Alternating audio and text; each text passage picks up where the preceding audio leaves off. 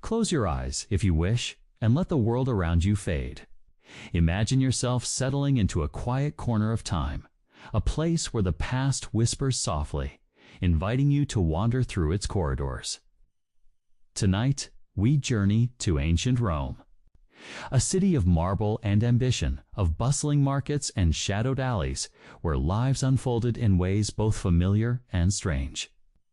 Our story will linger in the quieter corners of this world, exploring the daily rhythms, the struggles, and the customs that shape the lives of those who walked Rome's cobbled streets.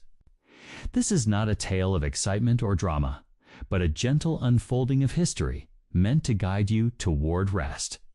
Let the weight of the day slip away as we begin, stepping into the lives of those who lived in the shadow of Rome's grandeur, where even the most intimate customs carried the weight of their time. Our journey will carry us through the daily lives of Rome's overlooked inhabitants, the stories of individuals who shaped their world, the mysteries buried beneath the city's stones, and the customs sometimes shocking, sometimes strangely human, that define their society. We'll move slowly, deliberately, letting the rhythm of their lives carry us along. So, settle in, breathe deeply, and let the ancient world unfold around you. Imagine yourself standing in a narrow Roman street at dawn, the air cool and heavy with the scent of baking bread from a nearby taberna. The sun is just beginning to spill over the rooftops, casting long shadows across the uneven cobblestones. Around you, the city hums with the quiet rhythm of early morning merchants arranging their wares, laborers trudging toward the docks, and women balancing clay jars of water on their shoulders. This is the world of Rome's lower classes, the plebeians and freedmen who made up the vast majority of the city's population.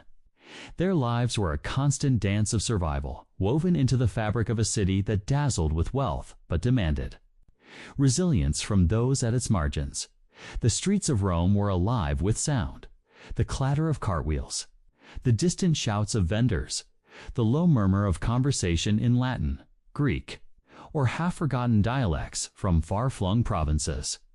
If you pause here, in a street near the Suburra, one of Rome's poorest districts, you can feel the pulse of daily life. The Suburra was a labyrinth of cramped insulum multi-story apartment buildings, their walls stained with soot and damp. These buildings leaned precariously, their wooden beams creaking under the weight of too many families. Single room might house a weaver, his wife, their children, and perhaps a cousin newly arrived from the countryside, all sharing a straw mattress on the floor. Life here was not easy. Rent was paid daily, and a missed day's wages could mean eviction. Imagine yourself as one of these tenants, rising before dawn to secure a place in the labor queue at the Forum. The air smells faintly of smoke and unwashed wool as you join. The crowd, hoping for a day's work hauling stone for a new temple or sweeping the floors of a wealthy man's villa. The pay was meager, perhaps a few bronze asses, enough for a loaf of coarse bread and a handful of olives. Hunger was a familiar companion, its ache dulled by routine but never absent. Food was simple, often eaten on the go. A worker might stop at a pepina, a small street-side eatery, where the counter was lined with clay pots sunk into the stone, filled with lentils, boiled greens, or a watery porridge flavored with fish sauce. The scent of garum, that pungent, fermented condiment, lingered in the air, mingling with the tang of spilled wine and the faint sweetness of honeyed cakes sold to those who could afford them. If you sat at one of these counters, you might overhear snippets of gossip, a neighbor's debt, a brawl at the baths, or whispers of a new law from the emperor's palace. Clothing, too, reflected the simplicity of this life. Men wore tunics of rough wool, often patched and faded, their edges frayed from years of use. Women draped themselves in long stolas, their colors muted by dust and time. Sandals slapped against the street, the leather worn thin, exposing calloused feet to the grit of the city. Yet, even in this simplicity, there was pride. A woman might pin her hair with a bone comb, its teeth smoothed by years of use, or wear a single bronze bangle. A small defiance against the anonymity of poverty. The day was long, and leisure was scarce. For many, the baths offered a rare moment of respite. Public bathhouses, some free thanks to the generosity of wealthy patrons, were a great equalizer. Here, a laborer might soak in the warm waters of the tepidarium, the steam curling around him, easing the ache in his shoulders. The baths were loud with chatter, the splash of water, and the occasional shout of a child darting through the crowd. But they were also a place of connection, where stories were shared and the weight of the day could be set aside, if only for an hour. Yet, life in Rome's lower classes was not without its dangers. Disease was a constant shadow. The Tiber River, sluggish and brown, carried waste from the city's sewers, and its waters sometimes crept into the streets during floods. Illness spread quickly in the crowded insulae where air was stale and sanitation was a luxury. A fever could claim a child in days, and families had little recourse but to pray to household gods. Their small clay figurines perched on a shelf, anointed with oil or scraps of food as offerings. Crime, too, was ever present. The Subora's alleys were dark by night, lit only by flickering oil lamps or the occasional torch. Thieves prowled, and arguments over dice or debts could turn deadly. Yet there was community here, to a shared resilience. Neighbors lent each other a handful of grain, watched each other's children, or gathered to celebrate festivals like Saturnalia, when the rigid lines of class blurred, and even the poorest might feast on roasted nuts and watered wine. As you walk these streets in your mind, notice the rhythm of their lives, the steady tread of feet, the low hum of voices, the clink of coins changing hands. This was the heartbeat of Rome, not in its grand temples or gleaming forums, but in the daily struggles and small joys of those who kept the city alive. Their world was one of effort, of survival, but also of moments of warmth, the shared laugh. A warm loaf broken between friends, a quiet prayer whispered in the dark. Now, as we linger in this world, let us shift our gaze to a single figure, a man whose story weaves through the tapestry of Rome's streets, a man whose ambitions and choices reflect the complexities of his time. But that is a story for our next chapter. As the sun dips below the horizon, casting a golden haze over Rome's rooftops, the city's rhythm shifts. The streets of the Subura grow quieter, save for the soft glow of oil lamps spilling from doorways and the murmur of evening crowds. Imagine yourself pausing at the edge of a narrow alley, where a low arched entrance is tucked beneath a faded sign painted with a crude image of a reclining figure. This is a lupanar, one of Rome's many brothels, where the lives of the cities most marginalized unfold in the shadows. Let us step carefully into this world, not to linger on its harshness, but to understand the life of one woman. Let us call her Livia, whose story offers a glimpse into the realities of those who worked within these walls. Livia was not born to this life. Picture her as a young girl, perhaps from a small village in Gaul. Her days once filled with the scent of hay and the chatter of siblings. Her family, poor but proud, fell into debt, a common fate in the provinces. When creditors came, Livia, barely 16, was sold to a traveling merchant who brought her to Rome. The city swallowed her whole, and soon she found herself in the lupanar, one of many women whose lives were shaped by necessity rather than choice. Her story is not unique, but it is hers, and it carries the weight of countless others.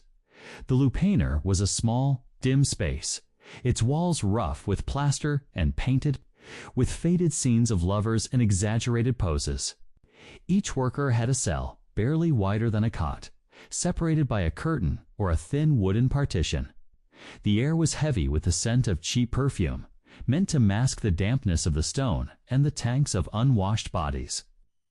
Livia's days began late, as the brothel came alive in the evening, when clients, sailors, laborers, even the occasional senators slipped through the door.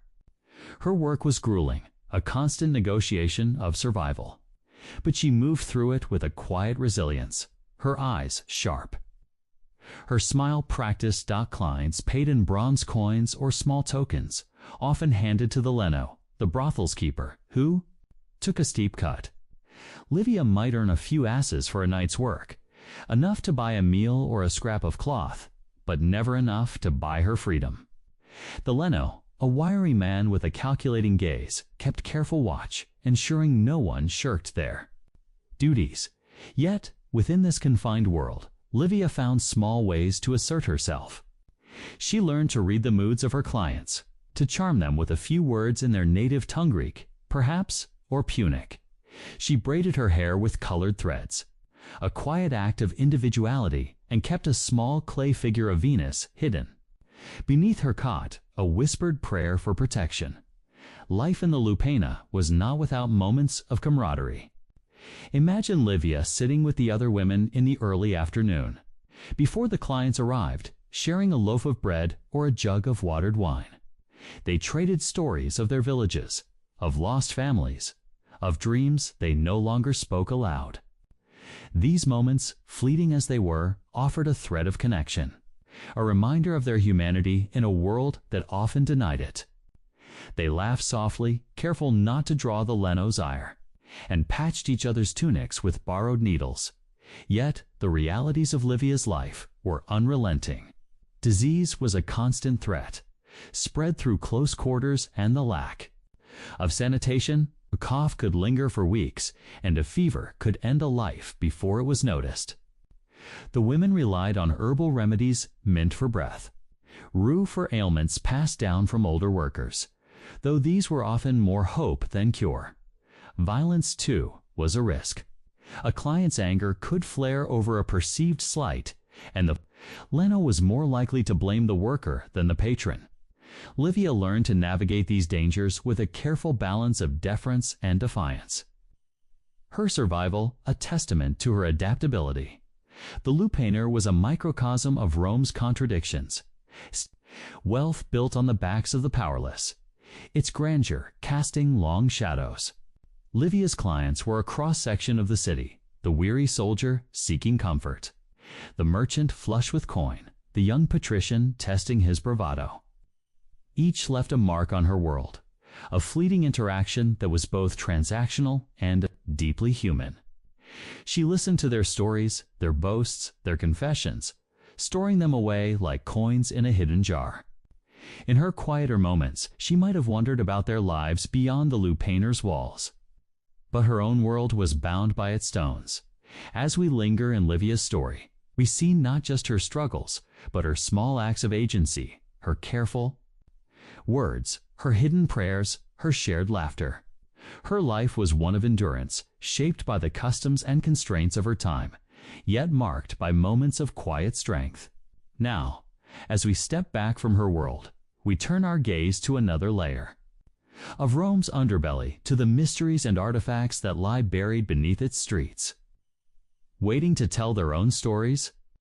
Imagine yourself standing on a quiet street in Pompeii, the air warm and still, carrying the faint scent of olive oil and sun-baked stone. It is the year 79 CE, just before the sky darkened and Vesuvius claimed this city for eternity. The streets are narrower here than in Rome, lined with shops and homes. Their walls painted with bright frescoes advertising bread, wine, or the services of a nearby tavern. As you walk, your sandals scuff against the worn paving stones, and you notice a small building with a low doorway, its entrance marked by a faded painting of two lovers entwined. This is one of Pompeii's Lupaneria, brothels frozen in time. By ashen time, their secrets preserved for centuries beneath the earth. Let us step gently into this world, not to dwell on its shadows, but to uncover the cultural artifacts and mysteries they reveal about ancient Roman life. Pompeii's Lupaneria, much like those in Rome, were woven into the fabric of the city. Unlike the grand temples or amphitheaters, These were unassuming places tucked into corners near bustling markets or quiet residential streets.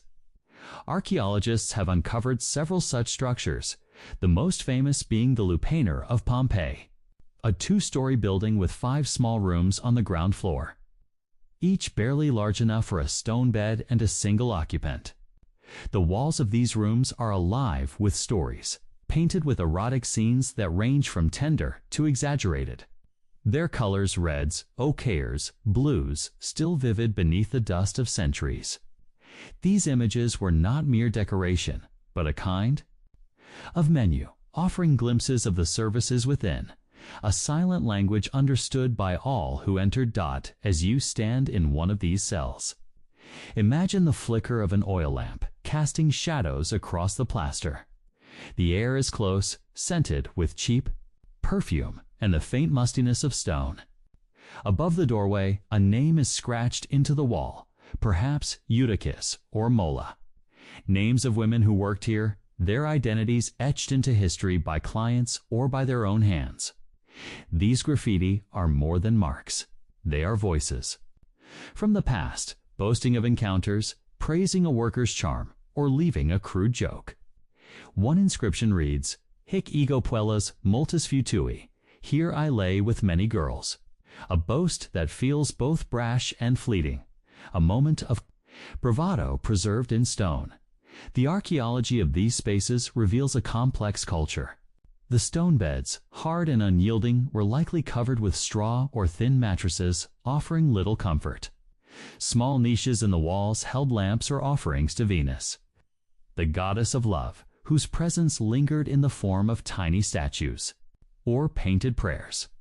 In one lupanar, excavators found a bronze mirror, its surface tarnished but intact, perhaps used by a worker to adjust her hair or paint her face with ochre and coal. These objects, mundane yet intimate, speak to the daily rituals of those who lived here.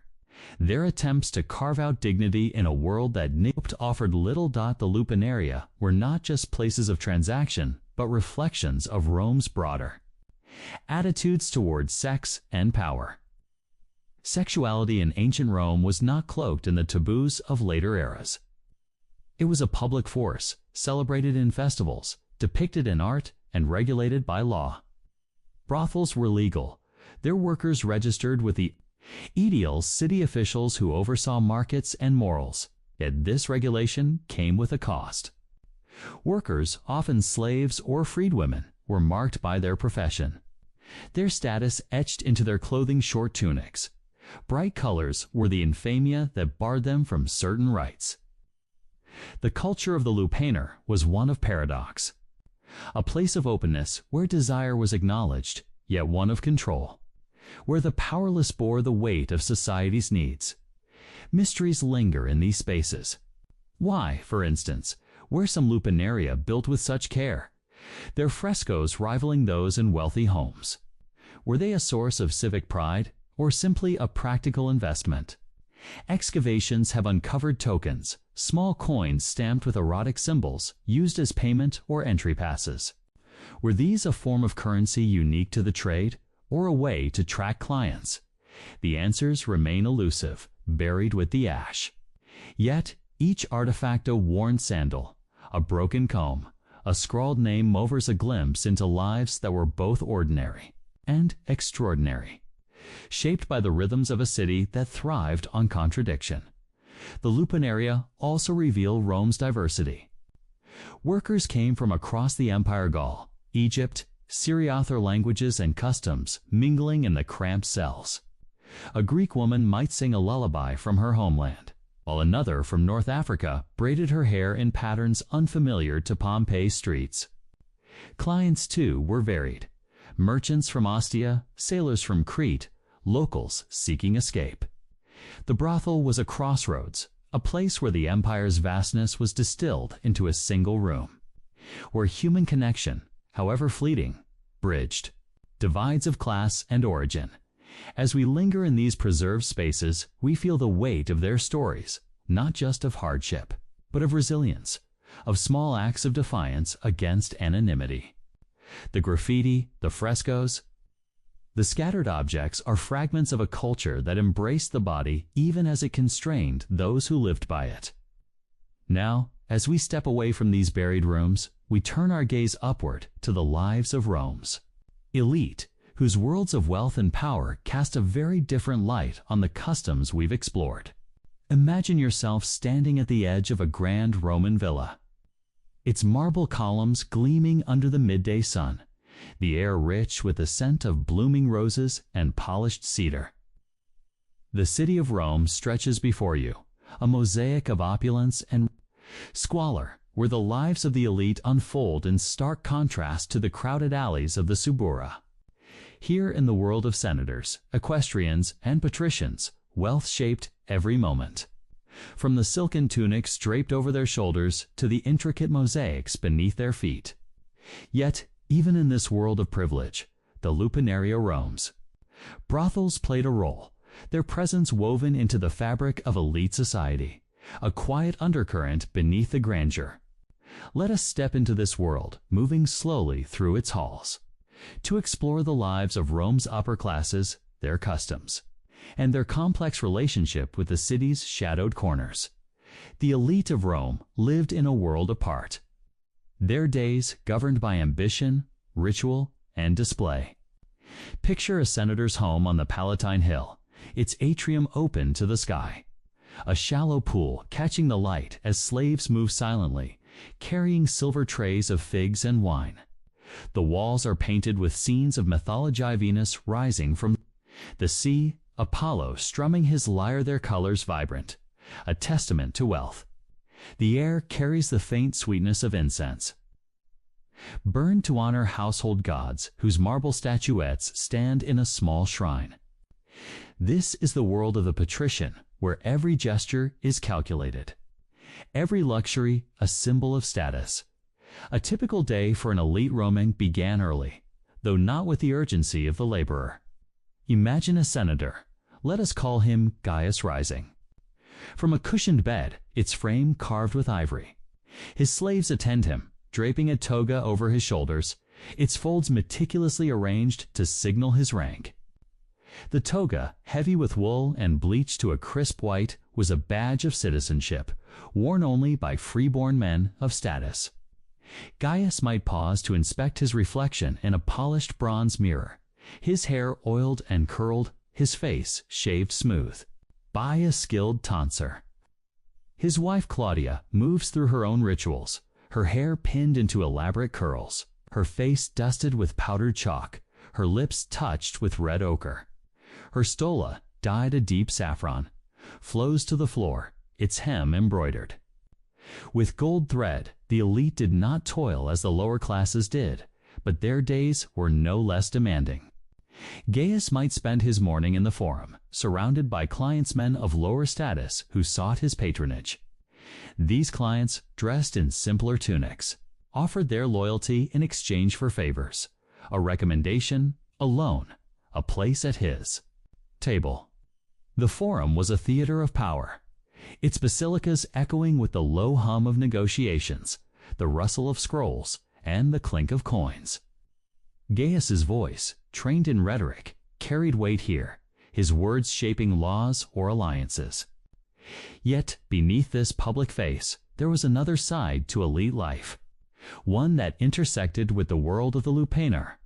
Brothels were not places the elite openly frequented, yet their presence was an open secret. A man like Gaius, bound by the decorum of his class, might slip into the Suburra under cover of dusk, his toga replaced by a plain cloak to mask his identity. The lupanar offered what the elite home could not: anonymity, variety, and a release from the rigid expectations of Roman morality. In public, Gaius was a model of virtue's Roman manliness, defined by discipline and honor. But the brothel was a space where such ideals could be set aside, where desire was indulged without the scrutiny of peers or the gods. The relationship between the elite and the lupernaria was complex, shaped by Rome's attitudes towards sex and power. Sexuality was not a private matter in Rome. It was a public performance, a reflection of status. For men, sexual conquest was a mark of dominance, celebrated in crude jokes or boastful graffiti. Yet, for the elite, discretion was key. A senator could not be seen lingering too long in a brothel's doorway, lest it tarnish his reputation. Instead, some brought the lupena to their villas, hosting lavish banquets where courtesans' higher status women trained in music and conversation entertained guests. These women, unlike the workers of the Subura, were prized for their wit as much as their beauty. Their presence a status symbol. Imagine one such banquet in Gaius's villa, the dining room lit by bronze lamps, their flames dancing across frescoed walls. Guests recline on cushioned couches, sipping wine from glass goblets, while slaves serve plates of roasted peacock and dormice glazed with honey. A courtesan, her hair adorned with pearls, strums a lyre, her voice soft but commanding. The air is thick with the scent of spiced wine and myrrh, the conversation weaving between politics and poetry. Yet, even here, the line between refinement and indulgence blurs. The elite might commission erotic art for their private rooms, marble statues of satyrs. Mosaics of lovers' ore keep slaves trained for pleasure, their roles unspoken but understood. This world of luxury stood in stark contrast to the lives of the lower classes, where a laborer in the Subura shared a single room with his family. Gaius's villa sprawled across multiple courtyards, each with its own garden or fountain, where a brothel worker like Livia ate lentils from a clay bowl. Gaius dined on imported fish, his table set with silver. Yet, the elite were not immune to the struggles of their time. Political rivalries could end in exile or death, and even the wealthiest families faced the specter of disease or infertility. Claudia, Gaius's wife, might spend hours praying to Juno for a child, her offerings of saffron and gold laid at the goddess's altar. The elite, for all their wealth, were bound by the same uncertainties as those below them. Their lives a delicate balance of power and vulnerability. The lupenaria, in their own way, bridged these worlds. A senator might share a moment with a worker whose life he could scarcely imagine. Their interaction, a fleeting intersection of Rome's extremes. The brothel was a place where class distinctions blurred, if only for a moment, where the coin of an elite man was no different from that of a sailor. Yet, the power dynamics remained. The worker had no choice but to serve. The client, however humble his origins, held the power to demand. This imbalance was the heartbeat of the lupaner, a reflection of Rome's broader social order. As we linger in this world of marble and shadow, we see the elite not as distant figures, but as part of the same city that hummed with the lives of laborers and brothel workers. Their wealth insulated them, but it did not erase their humanity, their desires, their fears, their need for connection. The lupaner, for all its grimness, was a thread in the tapestry of Roman life, linking the powerful to the powerless in ways both troubling and human. Now, as we step away from the villas and forums, we turn to a darker aspect of this world, to the customs and practices that shape daily life in ways that might unsettle us today. Picture yourself standing in a narrow alley of ancient Rome, the air thick with the mingled scents of smoke, sweat, and the faint tang of refuse seeping from the cobblestones. The sun hangs low, casting a warm glow over the city, but it does little to mask the realities of life here. The streets, bustling with merchants and laborers, are alive with the rhythm of daily existence. Yet beneath this vibrancy lies a world where hygiene was a constant struggle, a challenge that shaped every corner of Roman society, from the grandest villas to the shadowed cells of the lupaneria. Let us walk slowly through this world, not to dwell on its unpleasantness, but to understand the textures of life, gritty, unpolished, and deeply human, that define the daily experience of those who lived in Rome's embrace. Hygiene in ancient Rome was a paradox, a blend of ingenuity and limitation. The city was famed for its aqueducts, which carried fresh water from distant springs to feed the fountains and baths that were the pride of the empire. Yet, for most, access to cleanliness was uneven, shaped by wealth, status, and circumstance. Imagine yourself in the Subura, where the lower classes lived in cramped insulae, multi-story tenements with little ventilation. The air inside these buildings was heavy, scented with the dampness of unwashed wool and the faint musk of bodies pressed close. Water was precious, carried in clay jars from public fountains, often shared among families. Bathing was a luxury, not a daily ritual, and many made do with a quick splash from a basin. The water cloudy from repeated use. The public baths, those grand complexes of marble and steam, were a cornerstone of Roman life. Yet they were not the sanctuaries of cleanliness we might imagine.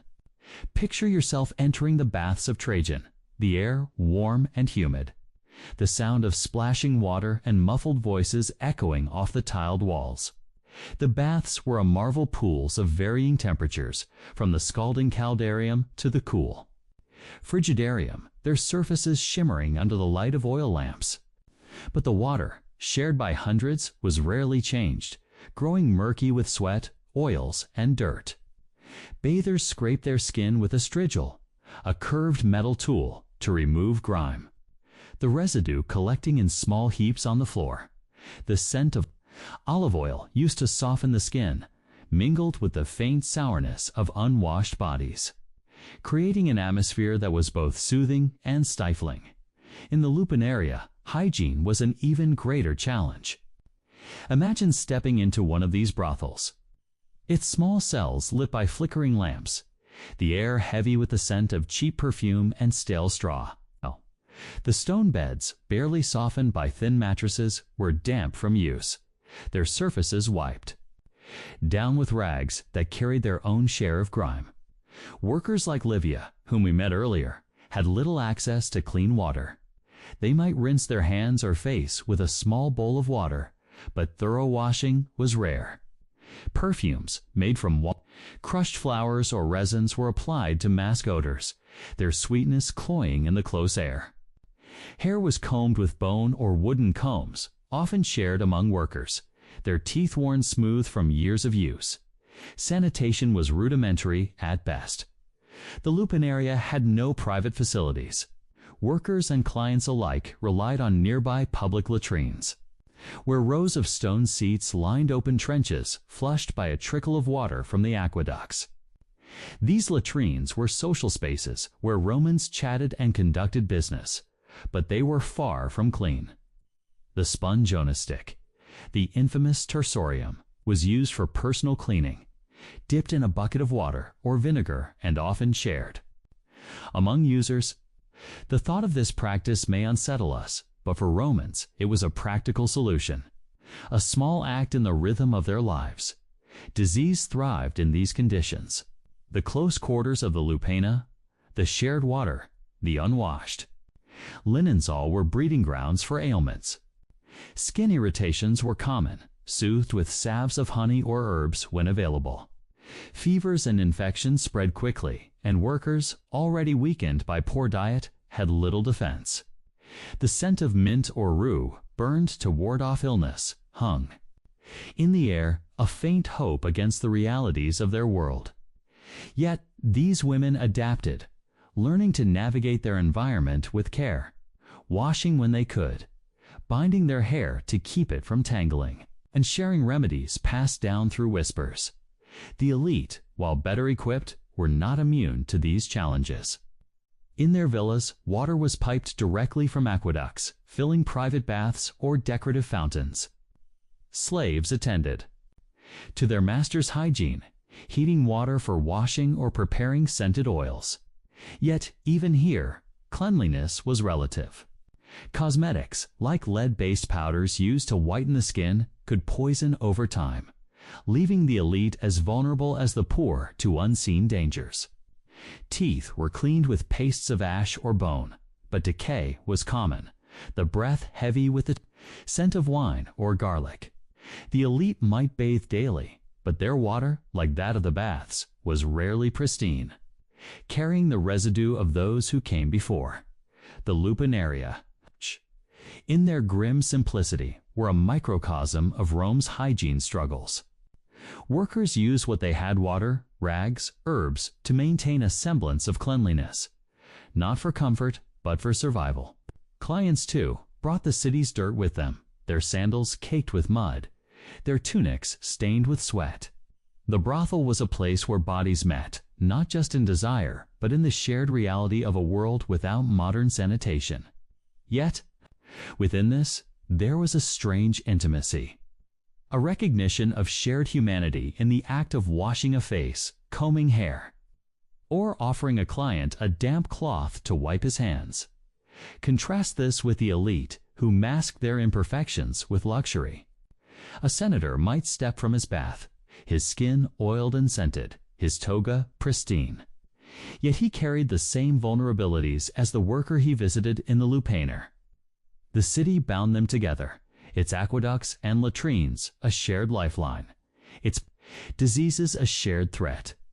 The rhythm of their lives, washing, eating, surviving, was universal, even as wealth shaped its contours. As we linger in this world, we see not just the grime, but the resilience, the small acts of care that persisted, despite the odds. The scent of perfume, the splash of water, the scrape of a strigil, these were the textures of Roman life, as vital as the marble of the forum or the coins of the market. Now, as we step away from these daily rituals, we turn to a darker chapter, to the events that cast long shadows over Rome's history, events that tested the endurance of those who lived through them.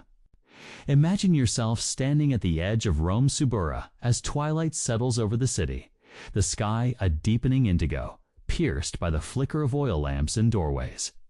The air carries the faint hum of evening, a distant cart rumbling, the murmur of voices, the occasional bark of a dog. Yet, beneath this familiar rhythm, there is an undercurrent of unease, a reminder that life in ancient Rome was fragile, shaped by forces beyond control. The lupanaria, those shadowed brothels tucked into the city's alleys, were no strangers to calamity. Their workers, like Livia, whom we met earlier, faced not only the daily grind of their trade, but also the specter of events that could append their world: fires, riots, disease, and the sudden wrath of those in power. Let us move gently through this chapter of Rome's history, not to linger on its horrors, but to understand the resilience of those who lived through them. There lives a quiet testament to the human spirit in the face of adversity. The Subura was a tinderbox, its wooden insulae packed tightly, their walls dry and brittle from the summer heat. Fires were a constant threat, sweeping through the district with terrifying speed. Picture a night when a spark from an untended lamp ignites a pile of straw in a lupanar's cell. The flames leap, catching the thin curtains, the wooden beams, the straw-stuffed mattresses. The air fills with acrid smoke, sharp with the scent of burning wool and charred wood. Workers and clients scramble, their shouts swallowed by the crackle of fire. In moments, a single room becomes an inferno, the heat blistering the plaster walls, the painted frescoes curling into ash. Such fires were not uncommon. Rome burned repeatedly, the Great Fire of 64 CE being only the most famous. For those in the lupanaria, escape was a desperate race through narrow alleys. Their possessions, if they had any left behind. The aftermath of a fire was its own tragedy. A brothel, reduced to rubble, left its workers homeless, their meager earnings lost. Imagine Livia standing amidst the blackened remains of her lupana, her clay figure of Venus shattered, her few coins buried under debris. The Lino, the brothel's keeper, might rebuild, but not always. Workers like Livia faced the streets, joining the ranks of the displaced. Their survival now tied to finding another lupanar or scraping by through begging or theft. The city offered little mercy. The elite might donate to rebuild temples, but the Subura's poor were left to fend for themselves, their lives a constant struggle against the whims of fate. Disease was another shadow that loomed large. Rome's crowded streets, its sluggish Tiber River, its shared latrines all were breeding grounds for illness. In the Lupin area, where bodies met in close quarters, sickness spread like wildfire. Imagine a summer when a fever takes hold. Its symptoms subtle at first: a cough, a flush of heat, a weakness in the limbs. Workers already worn by hunger and exhaustion had little defense. A woman might work through the early stages, her face painted to hide the pallor, her smile fixed, to reassure clients. But soon, the fever claims her cot empty, her name fading from the graffiti on the walls. Such outbreaks were common, their toll heaviest on the powerless. The scent of burning herbs meant to purify the air, mingled with the sourness of sweat and fear, a faint hope against an invisible enemy. Riots, too, cast their shadow over the Lupin area. Rome was a city of unrest, its people quick to anger over bread shortages, tax increases, or political betrayals. Picture a day when the Forum erupts, the crowd swelling with laborers, freedmen, and slaves, their voices rising in a tide of frustration.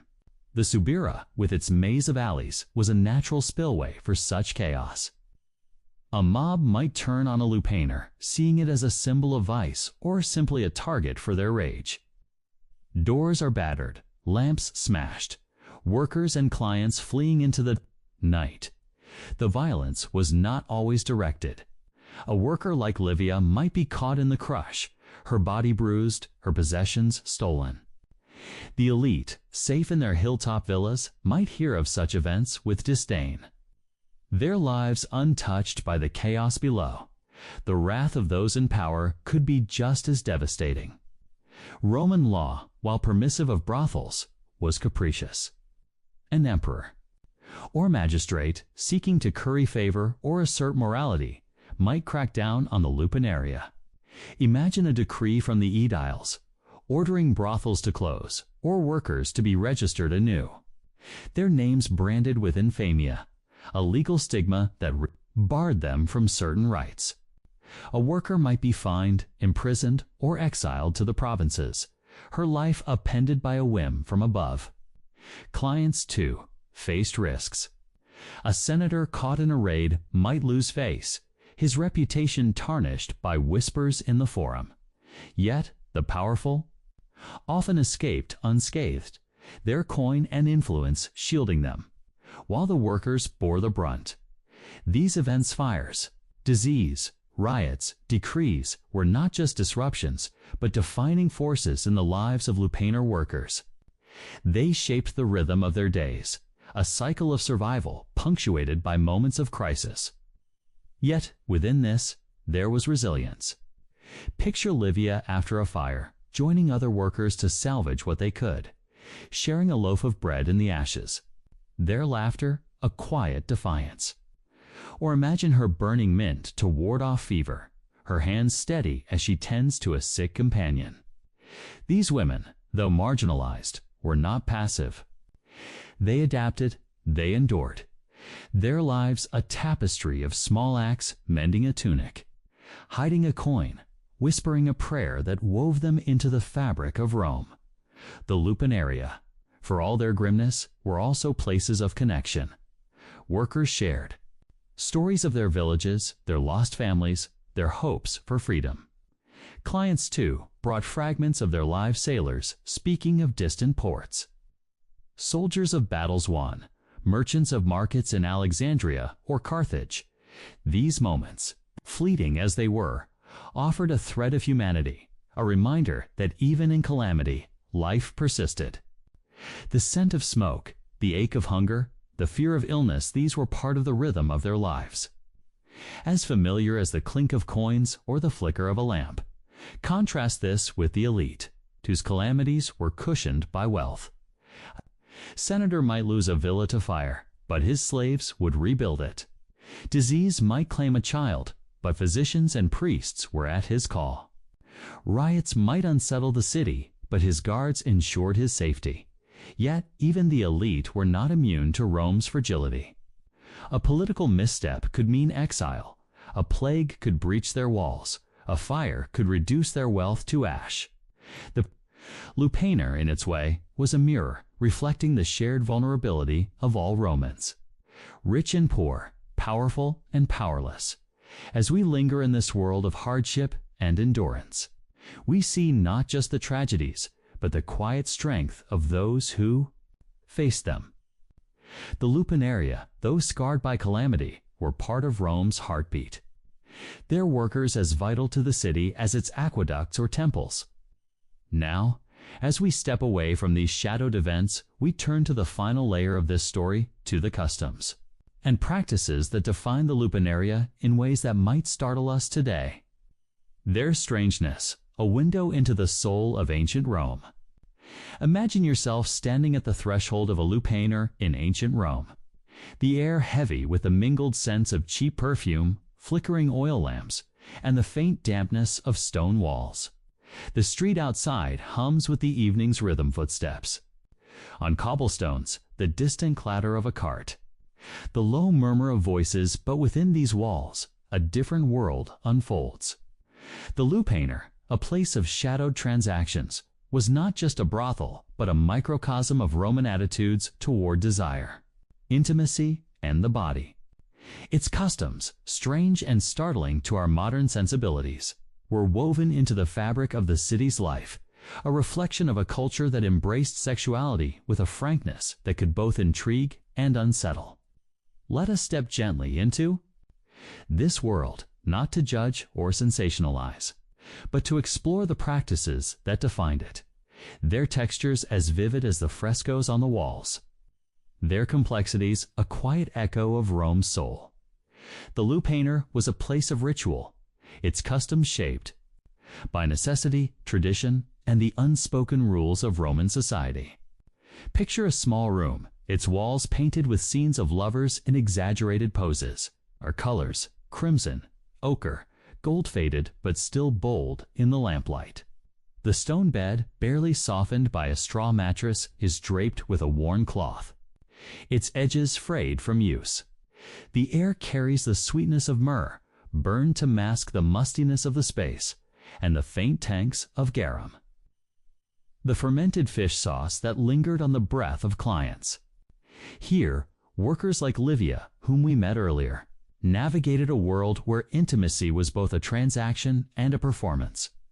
Their actions governed by customs that were as routine as they were shocking. Clients entered the lupanar with coins or tokens.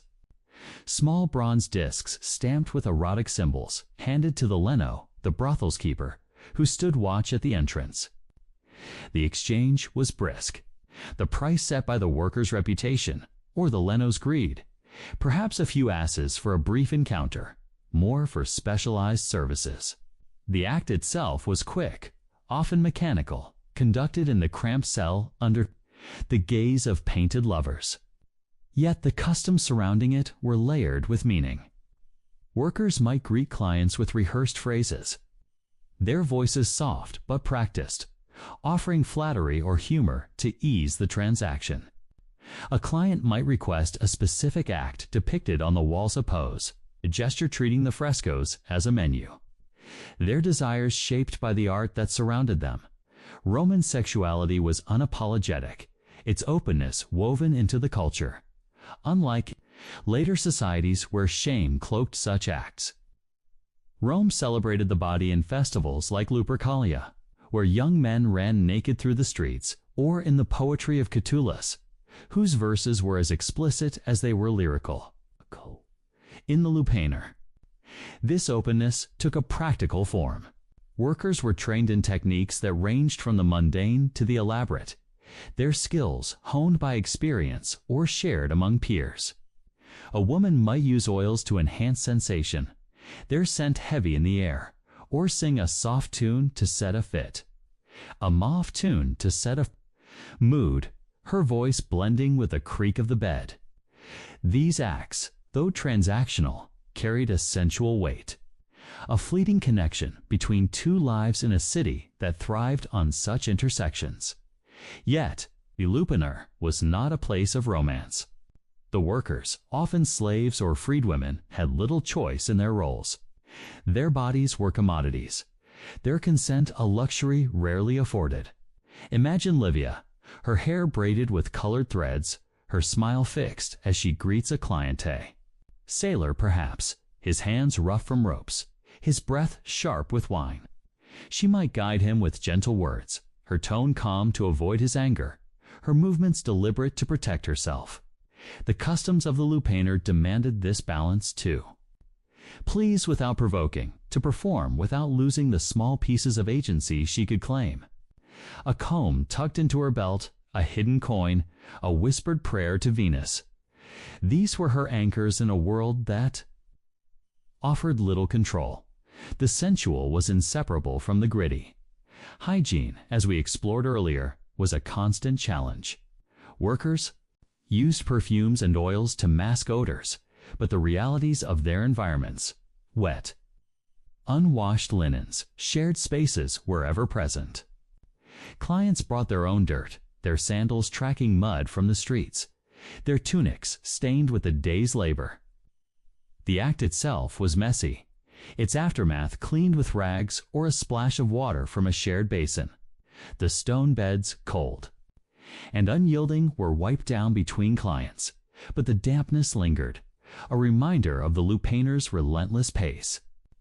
Yet, within this, there was a strange intimacy, a shared vulnerability between worker and client, their bodies meeting in a space that was both public and private.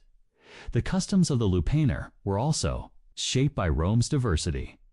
Workers came from across the Empire, Gaul, Egypt, Asia Minor, their languages and traditions mingling in the cramped cells. A Syrian woman might wear a charm from her homeland, its beads clicking softly as she moved. A Greek worker might recite lines from a play, her voice a soft drawl that charmed a homesick client. Clients, too, were varied.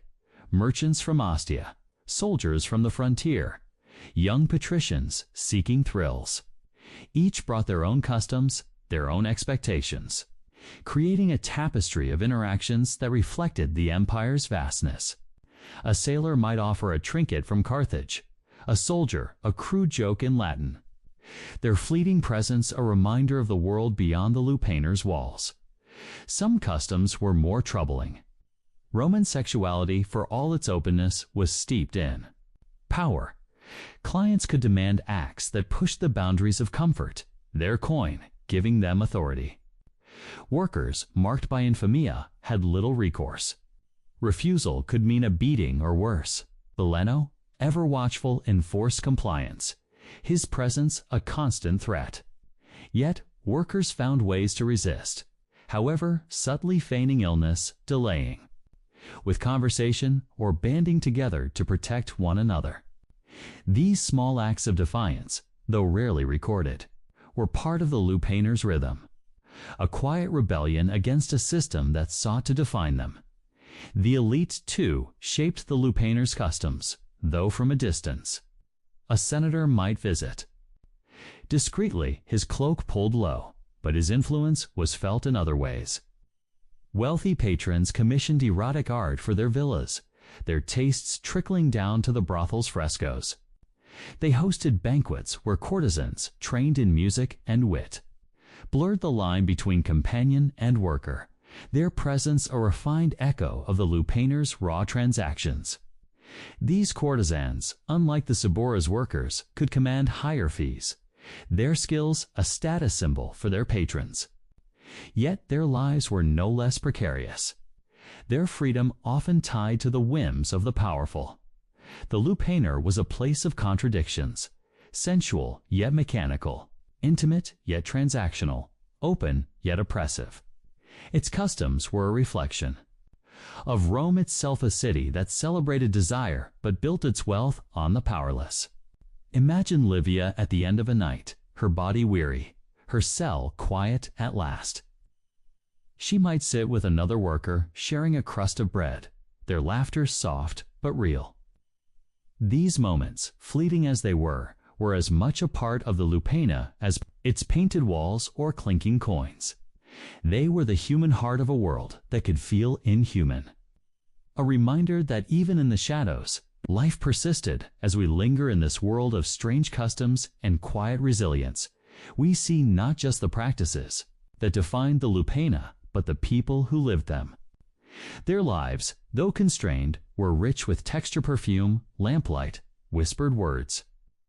Now, as we step away from these shadowed cells, we turn to another facet of Rome's story, to the daily lives of those who moved through its streets.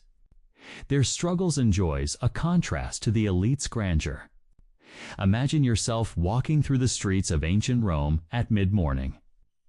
The sun climbing high, casting a warm glow over the uneven cobblestones. The air is alive with the sense of freshly baked bread, the tang of olive oil, and the faint musk of leather from a nearby workshop. Around you, the city pulses with activity vendors calling out their wares, the clink of hammers on metal, the low hum of conversation in Latin, Greek, and tongues from distant provinces. This is the world of Rome's artisans and traders, the backbone of the city's economy, whose lives were a steady rhythm of labor, ingenuity, and community. Their days, though less shadowed than those of the Lupena workers, were no less demanding, shaped by the constant struggle to carve out a place in a city of extremes. Let us wander through their world, not to rush or excite, but to feel the texture of their lives, their routines as familiar as the stones beneath their feet. The artisans and traders of Rome were neither the elite nor the destitute, but a vital middle stratum: bakers, potters, weavers, smiths, and merchants who kept the city fed, clothed, and supplied. Picture yourself pausing outside a taberna, a small shop tucked into the ground floor of an insula.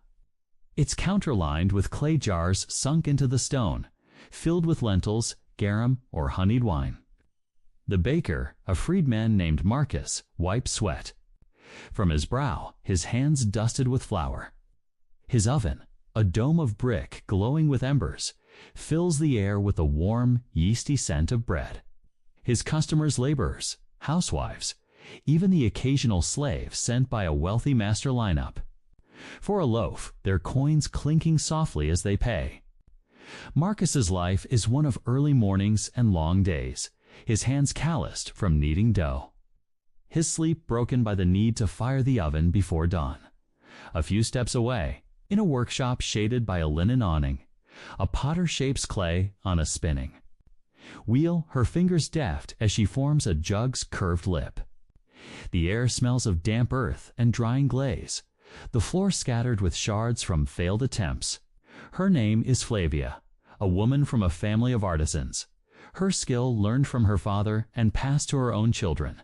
Her wares: bowls, amphorae. Lamps are sold to merchants who carry them to the forum or ship them across the empire. Flavia's hands, stained with clay, move with a quiet rhythm, her focus unbroken by the chatter of passers-by. Her earnings are modest, enough for rent and food. But her pride lies in the smooth curve of a finished pot, its surface gleaming under the sun. The traders, too, were a vital thread in Rome's tapestry. Imagine a merchant named Titus, his stall. In the forum, boreum piled high with bolts of wool, their colors red, blue, saffron vibrant against the stone. Titus haggles with a matron in a stola, her bangles jingling as she inspects the fabric. His voice is steady, his smile practiced, but his mind tracks the cost of each bolt, the debts he owes, the taxes due to the aediles his goods come from. Across the empire, wool from Gaul, dyes from Tyre, spices from Egypt teach a reminder of Rome's vast reach. His days are spent in negotiation, his evenings tallying accounts on wax tablets, the stylus scratching softly in the lamplight.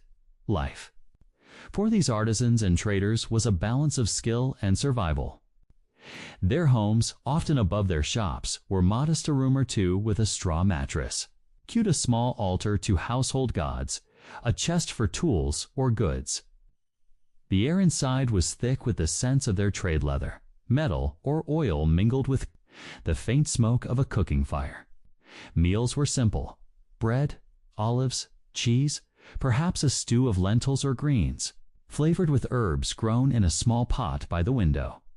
Water was fetched from fountains, carried in heavy jars, its taste faintly metallic from the lead pipes that fed the city. Clothing was practical tunics of wool or linen, patched when worn, sandals repaired with scraps of leather. Yet there was pride in their appearance.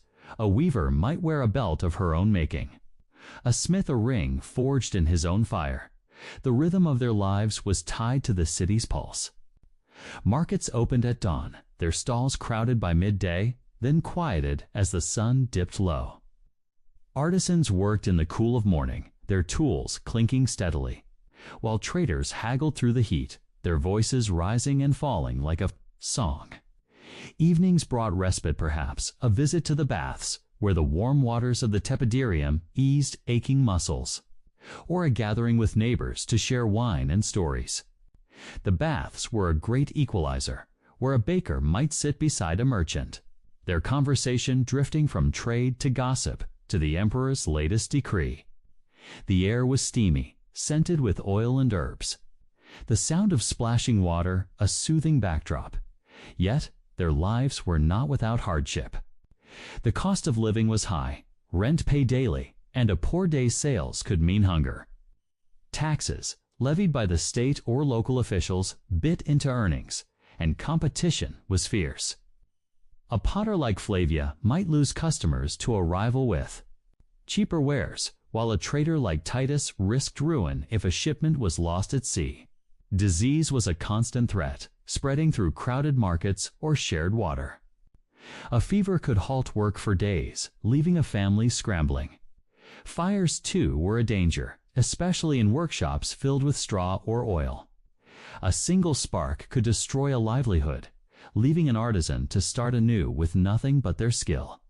The lupanaria, though distant from the workshops, were part of this world. Artisans and traders were among their clients, their coins as welcome as those of the elite. A baker might visit after a long day, seeking a moment of escape, his hands still dusted with flour. A merchant, flush with a good sale, might linger. In the lupaner's doorway, his laughter mingling with the scent of perfume. These interactions were brief, transactional, but they tied the artisans to the broader fabric of Rome, their lives intersecting with those of the workers like Livia in ways both fleeting and human.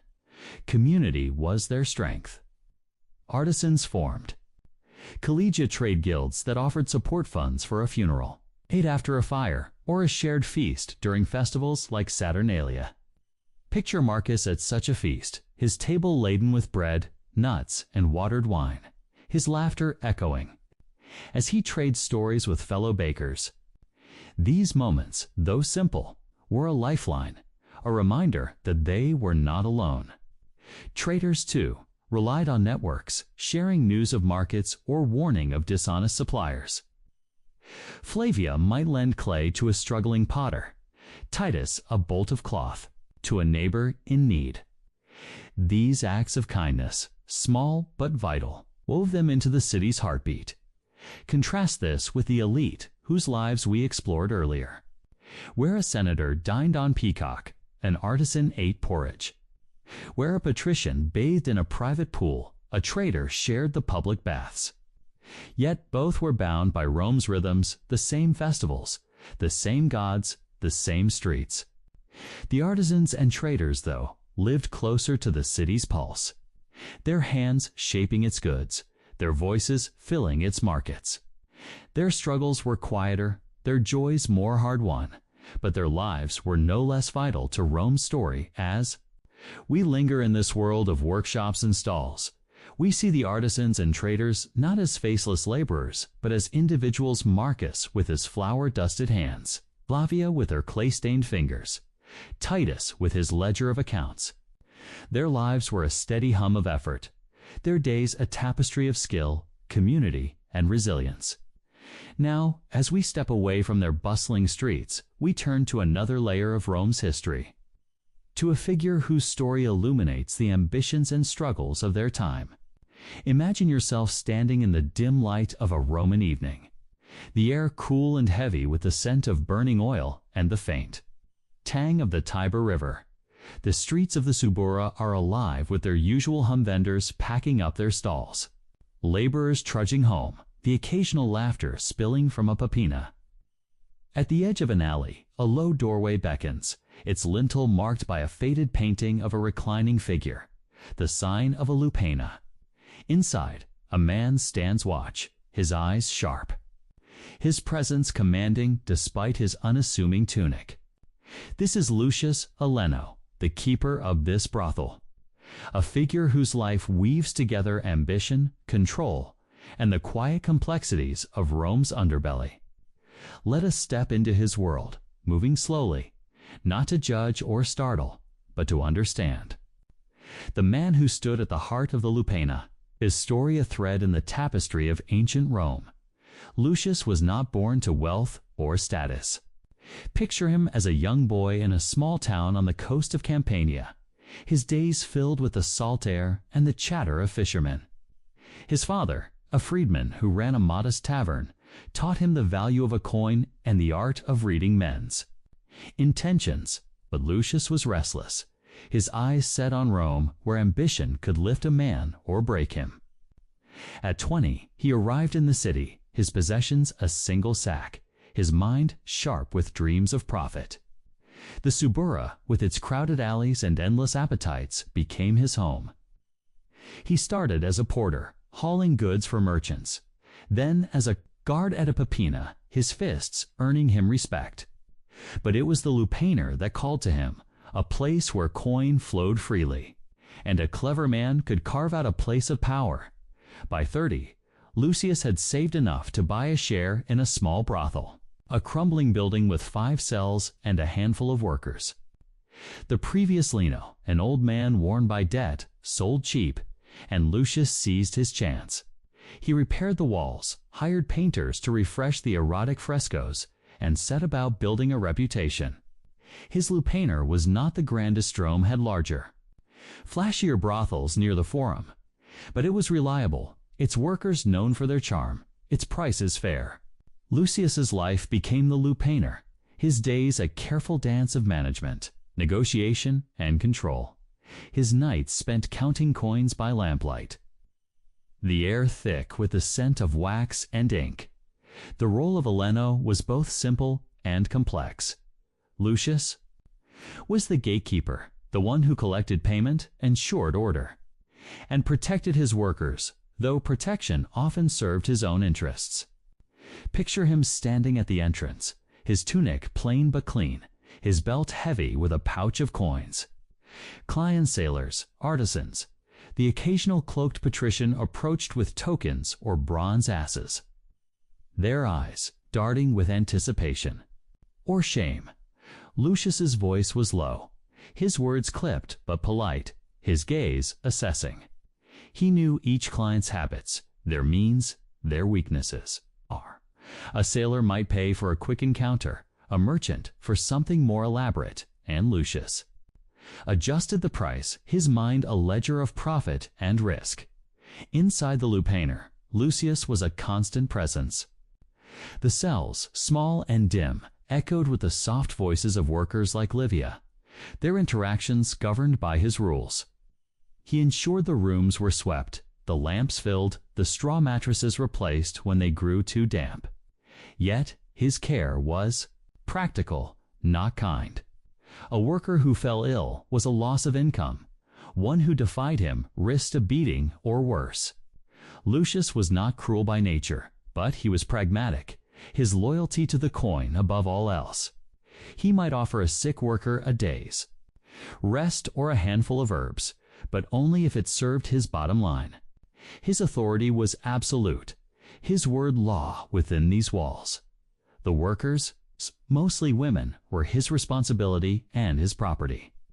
Many, like Livia, were slaves, bought from traders or born into servitude. Others were freedwomen, bound by debt or desperation. Lucius trained them in the customs of the trade, how to smile, how to speak, how to perform the acts depicted on the walls. He taught them to flatter clients, to gauge their moods, to avoid trouble. In return, he took a steep cut of their earnings, leaving them just enough for bread and rent. Yet, there were moments of uneasy camaraderie. Picture Lucius sharing a jug of watered wine with his workers at dawn.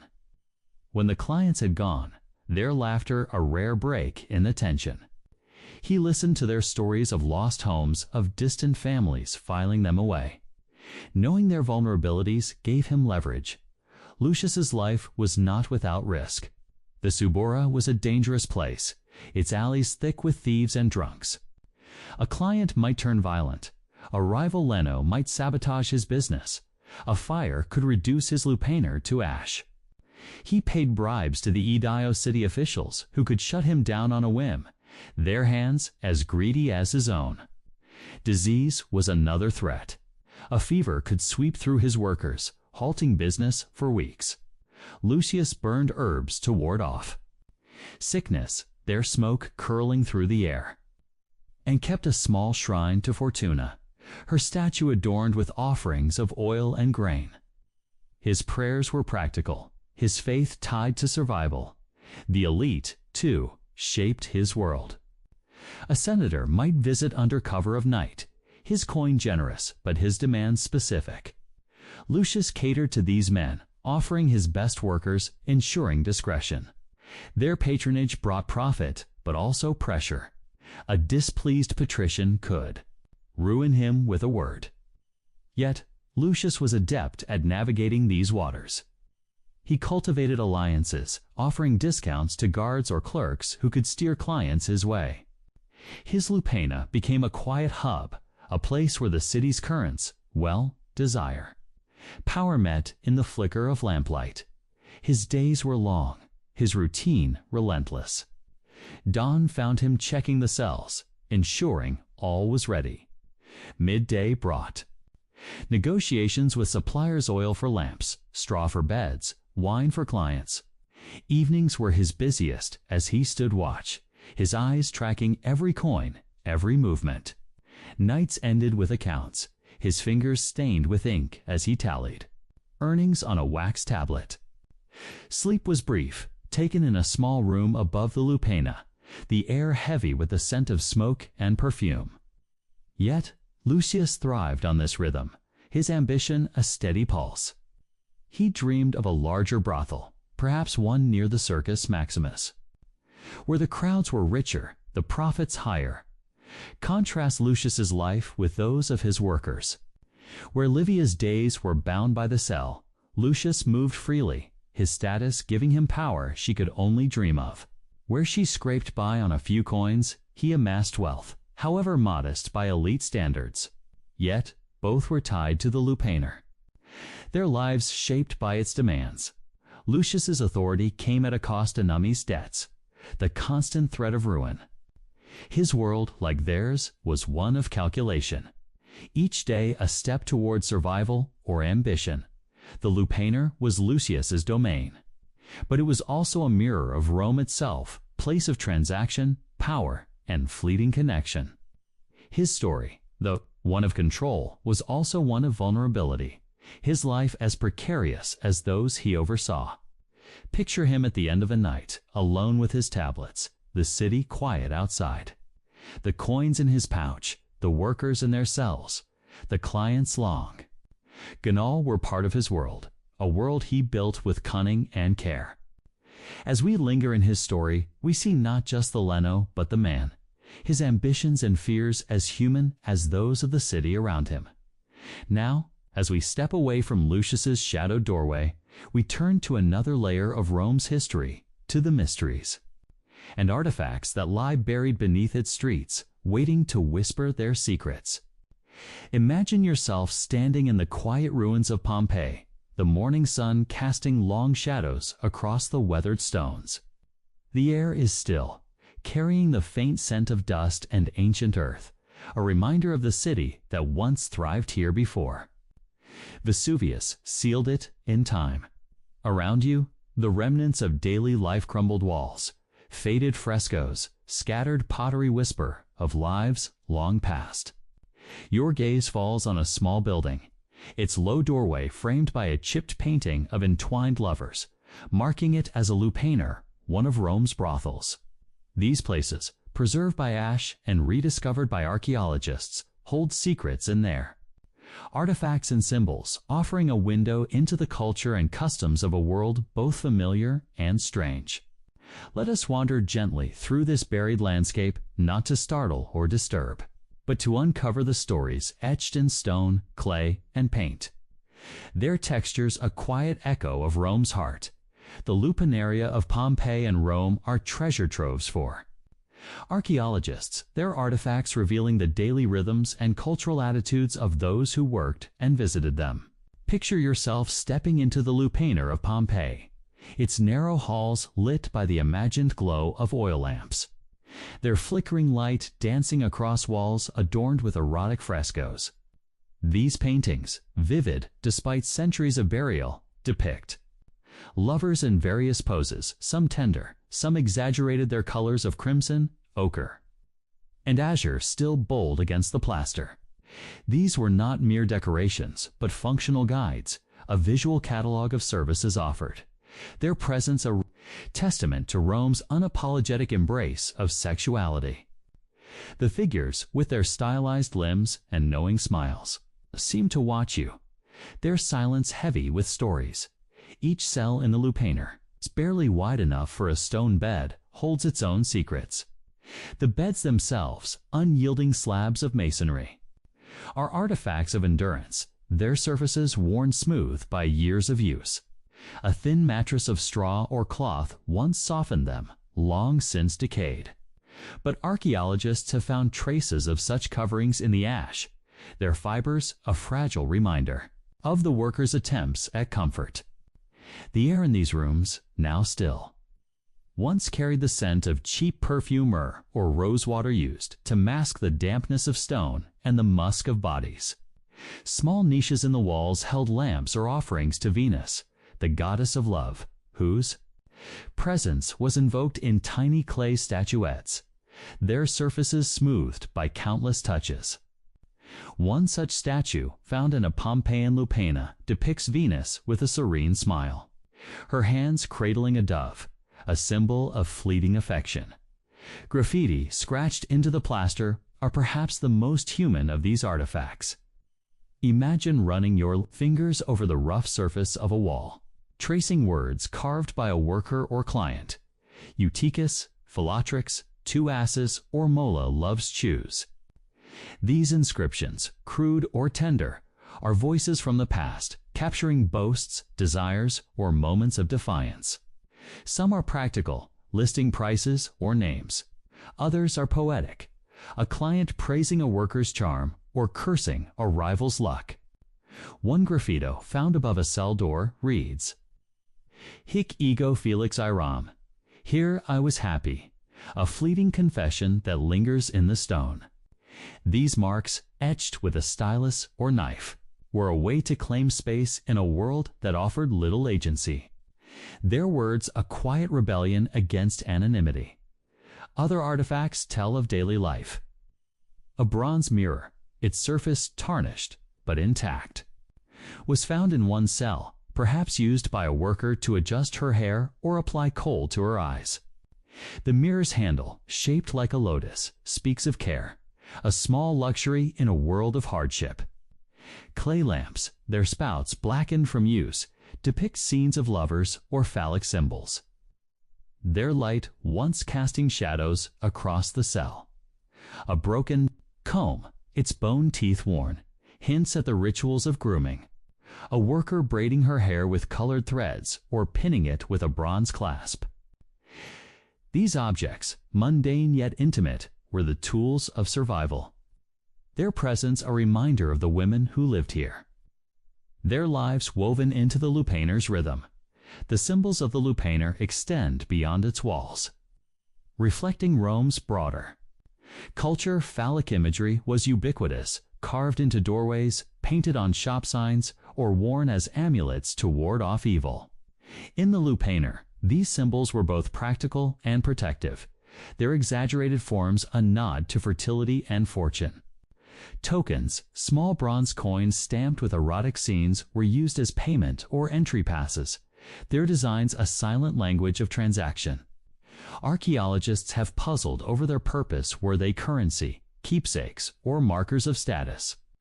Their surfaces, worn from handling, suggest constant use. Each one a link between client and worker, a tangible trace of their exchange. The luminaria were not isolated, but part of Rome's cultural fabric. Sexuality was celebrated in festivals like Venus Verticordia, where women prayed for love, or in the poetry of Ovid, whose verses guided lovers with wit and candor. Yet, this openness came with control. Workers were registered with the aediles, their names marked with infamia, a legal stigma that barred them from certain rights. Their clothing, short tunics, bright dyes, set them apart, their bodies a public commodity. The lupaner's artifacts reflect this duality. A painted fresco might depict a tender embrace, but the stone bed beneath it speaks of hardship. A worker's comb, delicately carved, contrasts with the graffiti that branded her with crude labels. These contradictions were the heartbeat of Roman sexuality, a dance of desire and power. The diversity of the empire was etched into these spaces. Workers came from Gaul, Syria, Egypt, their languages and customs mingling in the cells. A necklace of blue glass beads found in a lupaner might have come from a worker's homeland, its weight a reminder of a lost village.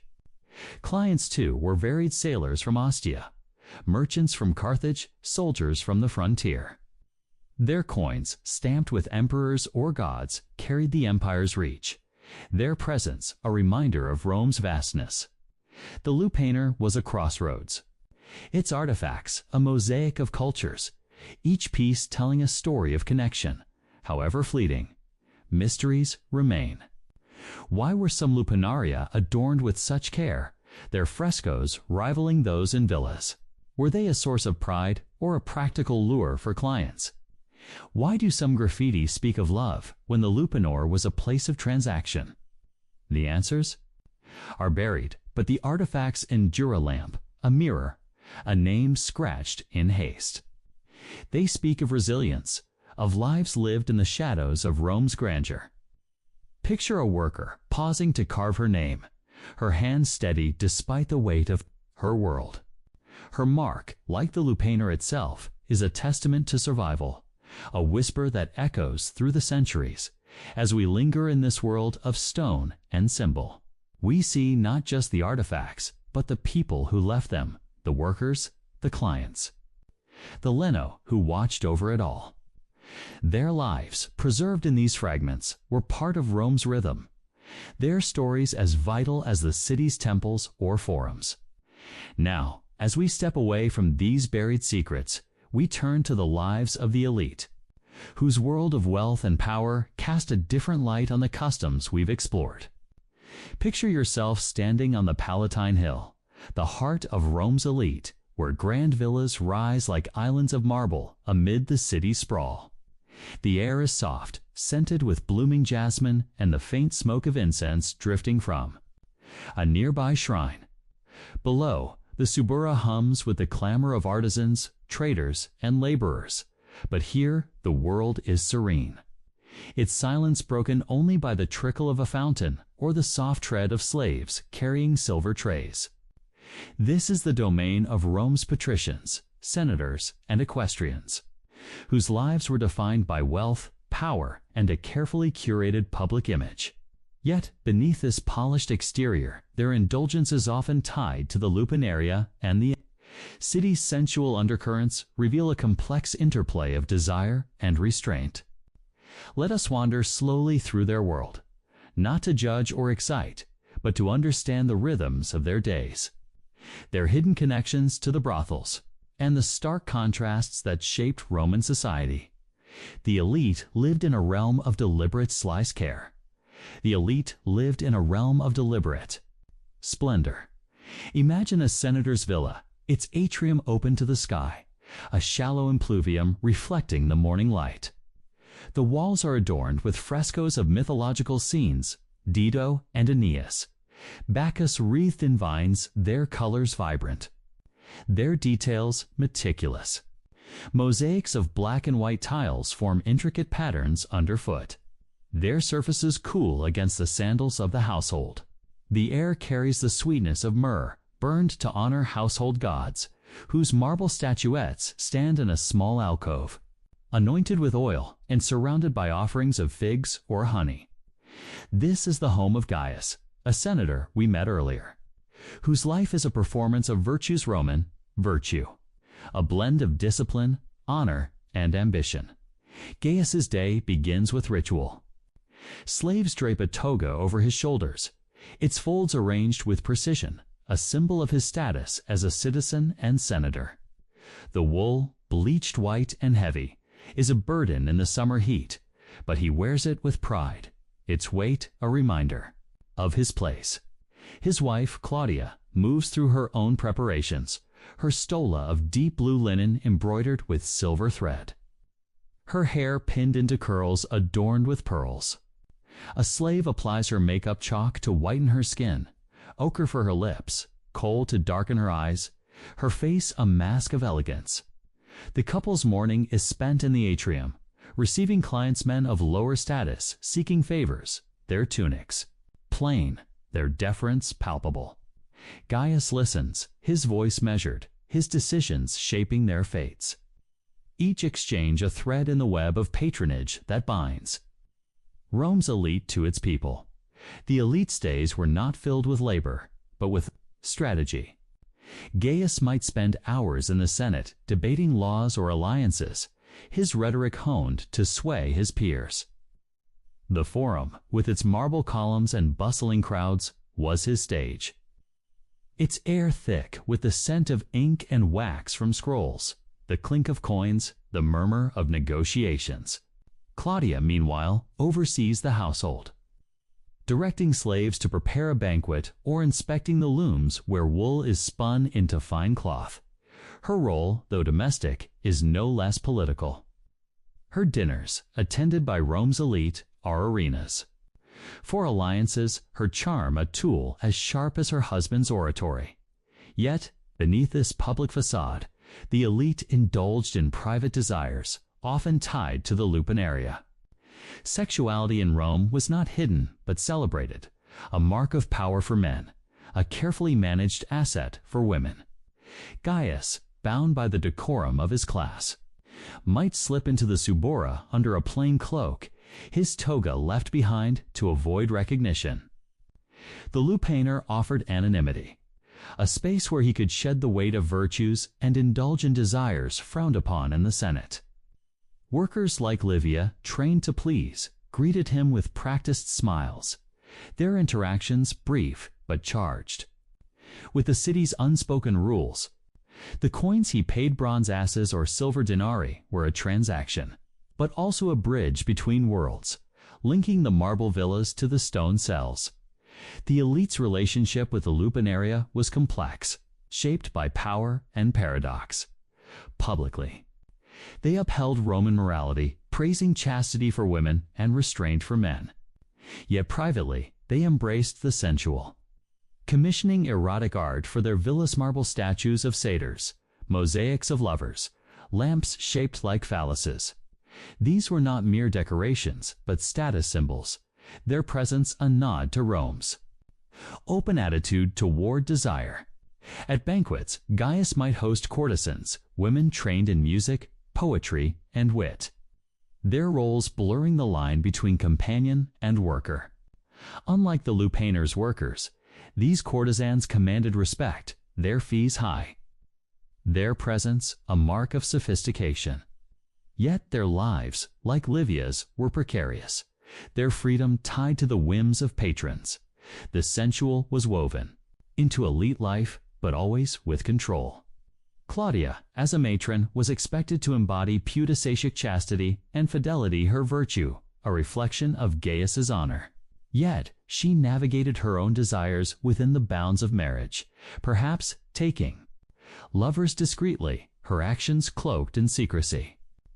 The elite's private rooms, hidden behind curtains, were spaces of indulgence, where slaves or freedmen might serve as companions, their roles unspoken but understood.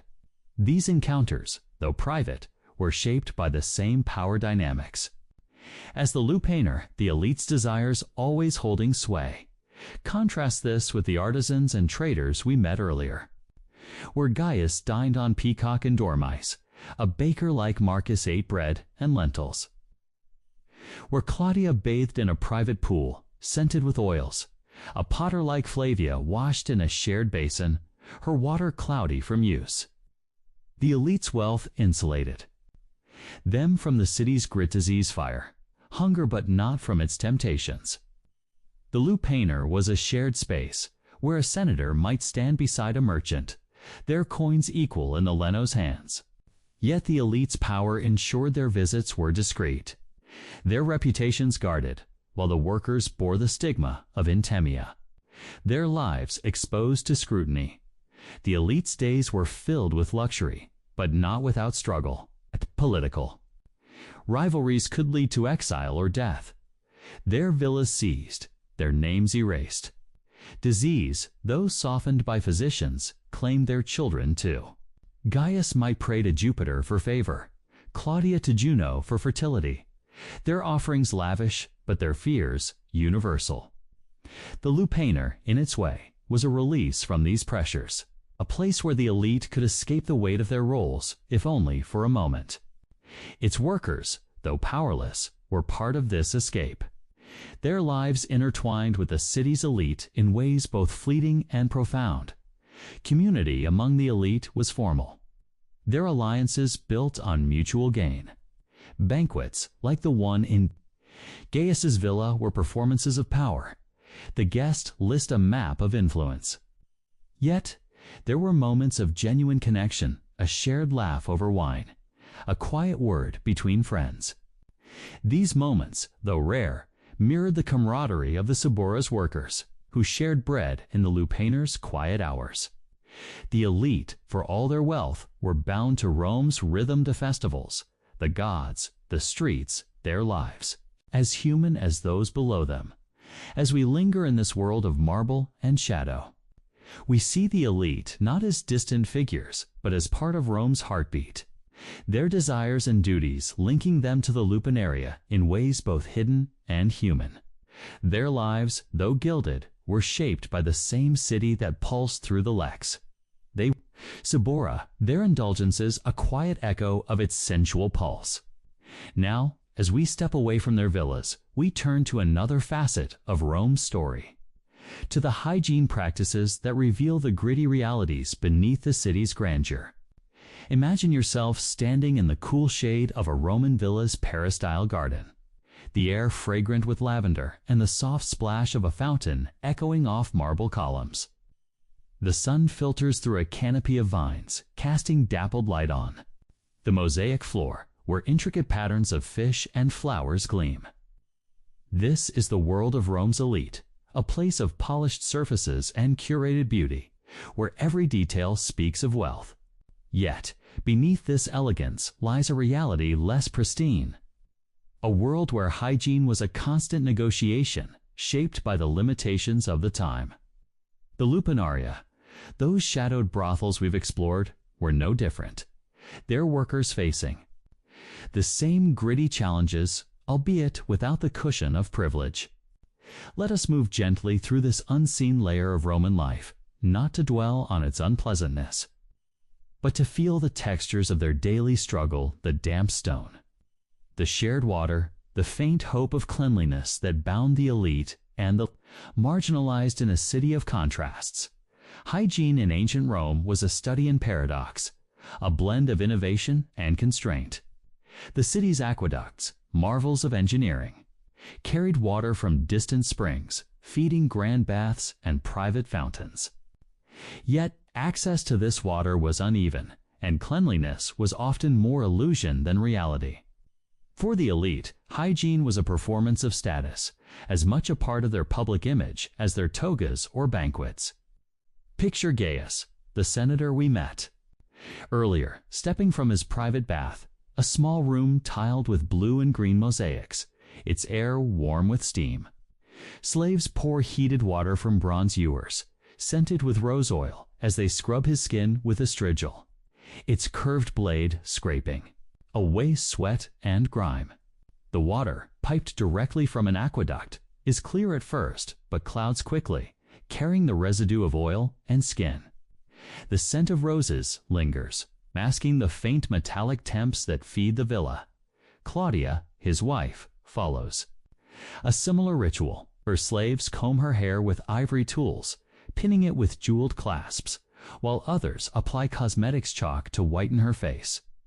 Ochre for her cheeks, kohl to darken her eyes. These powders, often mixed with lead or mercury, are a silent danger, their effects accumulating over years, dulling the skin or weakening the body.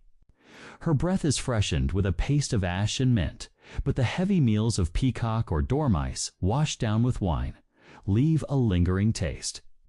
The elite bathed daily, their private pools a mark of status. But the water was rarely changed, its surface shimmering with oils and debris. The act of bathing was as much about display as cleanliness, a ritual to affirm their place above the city's grit. Contrast this with the Lupena, where hygiene was a battle fought with meager resources. Imagine Livia, the worker we followed. Earlier, in her cramped cell, its stone walls damp with the city's humidity. The air is thick with the scent of cheap myrrh, burned to cover the musk of unwashed bodies and straw mattresses. Water is scarce, carried in a clay jug from a public fountain, its surface cloudy from shared use. Livia might splash her face or hands, the rag she uses worn thin, its fibers stained from countless wipes, her hair, braided with colored threads, is combed with a shared bone comb, its teeth smoothed by years of use. Perfume, applied with a trembling hand, is her armor against the realities of her world-sweat dust. The breath of clients who carry the city's dirt, public latrines, used by both elite and poor, were a cornerstone of Roman sanitation, but they were far from clean. Picture a row of stone seats over a trench, flushed by a trickle of aqueduct water. The air heavy with the odor of waste and vinegar. The tersorium, a sponge on a stick, was dipped in a shared bucket, its surface never truly clean.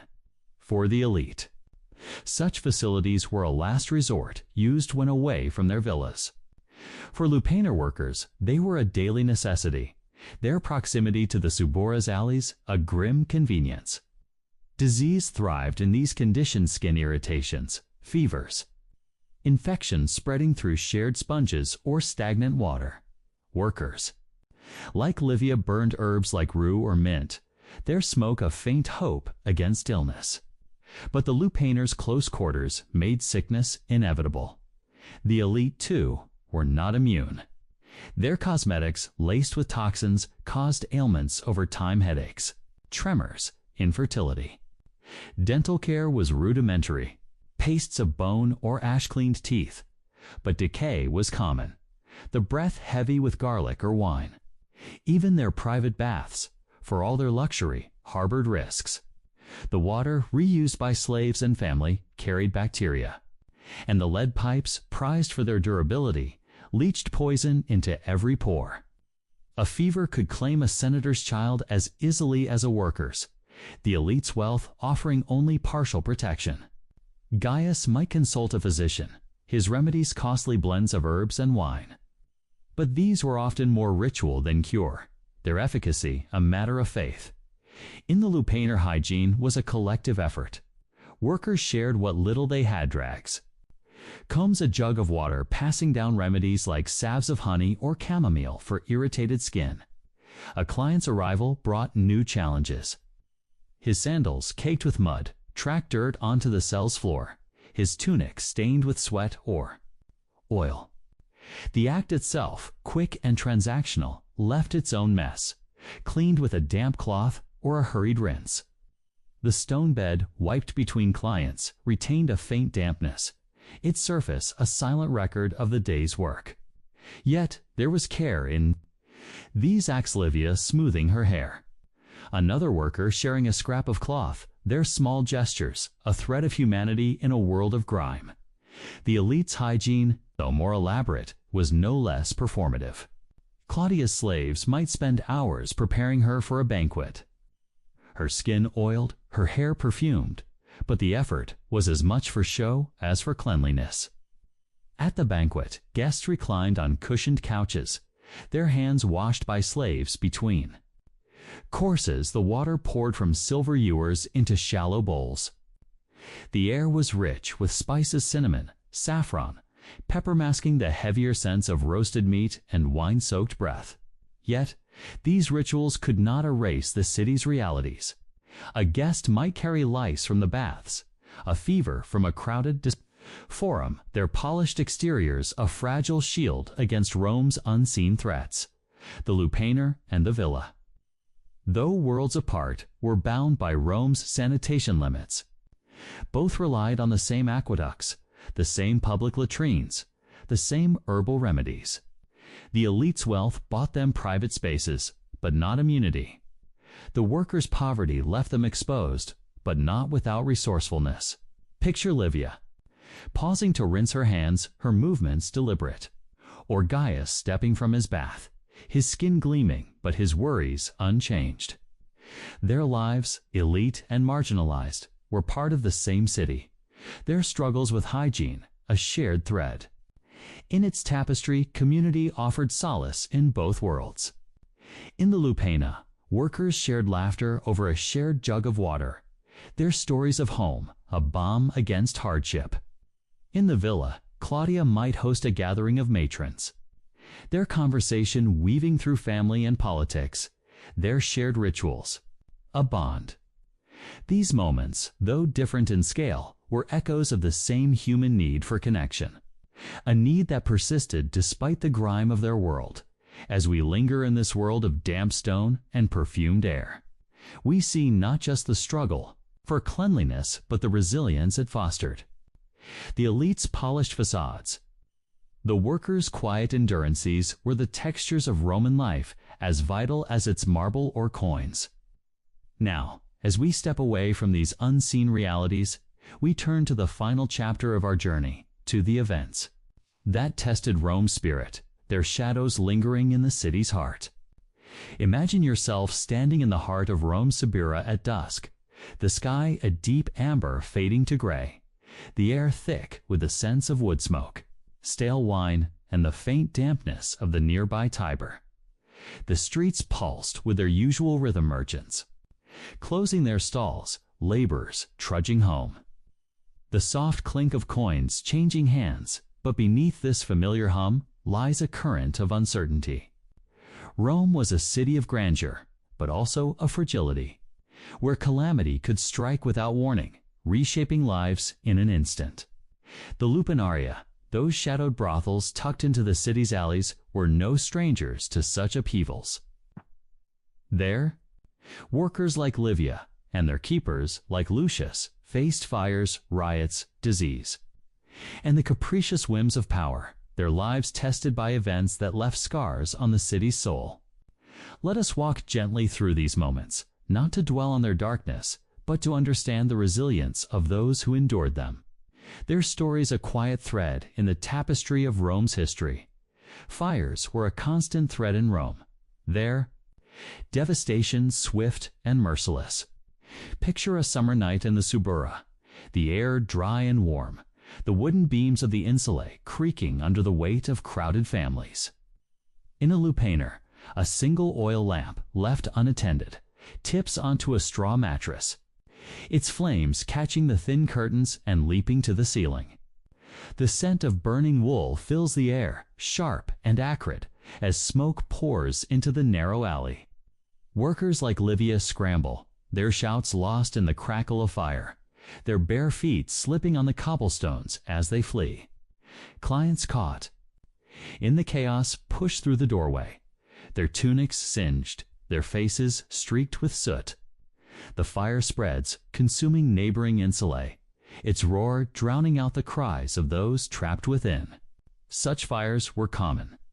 The Great Fire of 64 CE, blamed on Nero, was only the most infamous, leveling much of the city and leaving thousands homeless. For lupanar workers, fire was more than a loss of shelter, it was a loss of livelihood. Imagine Livia standing amidst the charred remains of her brothel, the stone beds cracked, the frescoes reduced to ash, her small clay figure of Venus shattered, her few possessions a comb, a scrap of cloth, a hidden coiner gone, buried under debris. The Lino, Lucius, might rebuild, but the cost often fell to the workers who faced debt or displacement. Some, like Livia, joined the city's vagrants. Sleeping in doorways or under bridges, their survival tied to finding another Lupena or scraping by through begging. The elite, safe in their marble villas, might donate to rebuild temples or forums. But the Subura's poor were left to rebuild their lives alone. Their resilience, a quiet defiance against the city's indifference. Disease was another shadow that haunted Rome, its reach indiscriminate, yet cruelest to the powerless. The Lupaneria, with their close quarters and constant traffic, were breeding grounds for illness. Picture a winter when a fever spreads, its symptoms subtle at first to dry cough, a flush of heat, a heaviness in the limbs.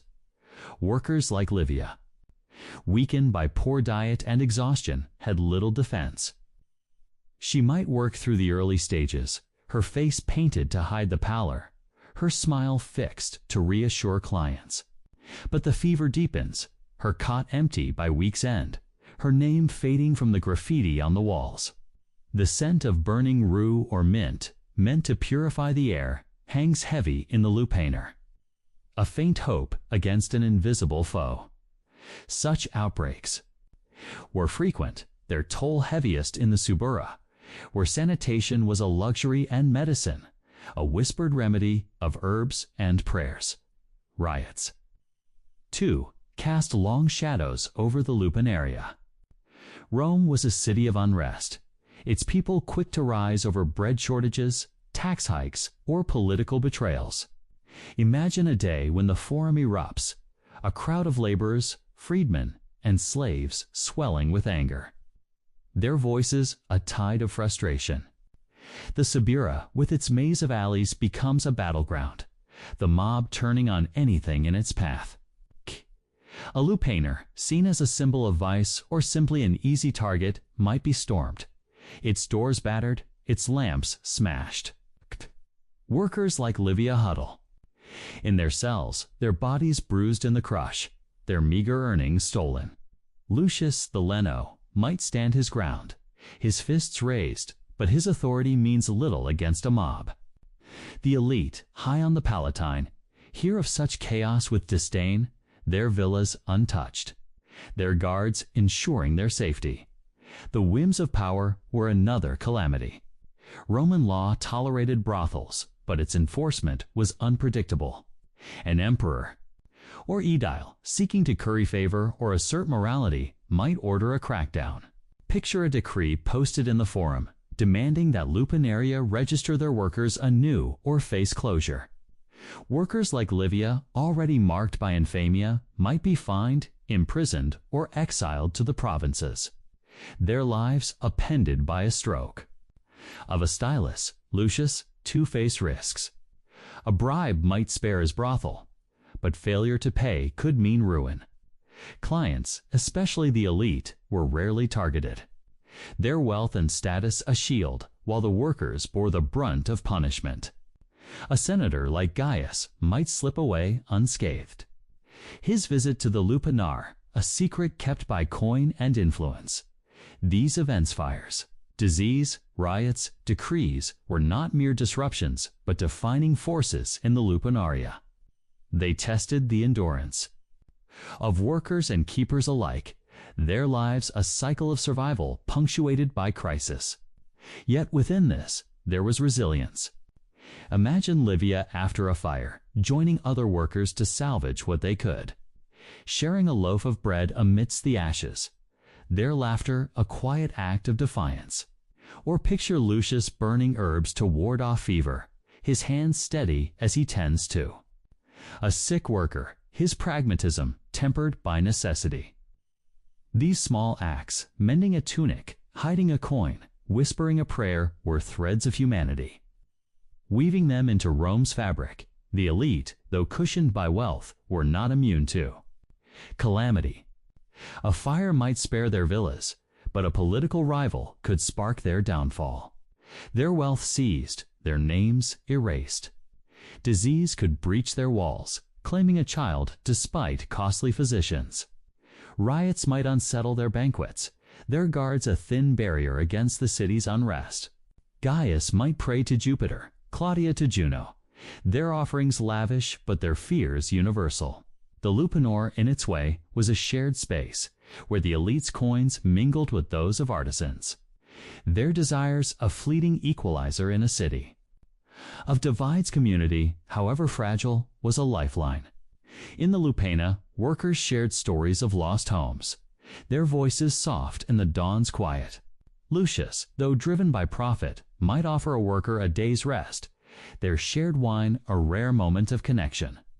Among the elite, banquets were a stage for alliances, but also for laughter, their guests bound by shared ambitions. These moments, though fleeting, were Rome's heartbeat, linking the powerful and the powerless in their shared humanity as we linger in this world of shadow and survival. We see not just the tragedies, but the strength of those who faced them. The Lupanaria, though scarred, were part of Rome's rhythm, their workers and keepers as vital as its senators or traders.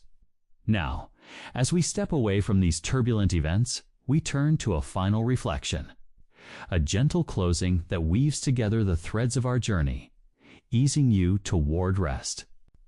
Imagine yourself standing in the quiet dawn of ancient Rome, the air cool and heavy with the scent of dew on stone and the faint smoke of early morning offerings. The city is just stirring, the first rays of sun touching the rooftops of the Subira, where the Lupanaria, those shadowed brothels, nestle among the insulae and shops. Within these walls, where lamplight flickers and the scent of myrrh lingers, another force shaped the lives of workers, clients, and keepers: religion and superstition. These beliefs, woven into the fabric of Roman life, were as vital to the Lupanar as its frescoes or coins, their rituals a quiet hum of hope and fear.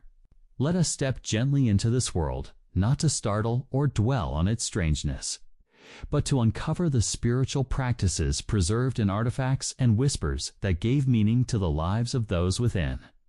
Their faith, a soft thread in the tapestry of Rome's underbelly. Religion in Rome was not a private affair, but a public pulse, its gods and spirits present in every corner of life. In the Lupanar, Venus, the goddess of love and desire, reigned supreme. Picture a small niche in a brothel cell. It's rough.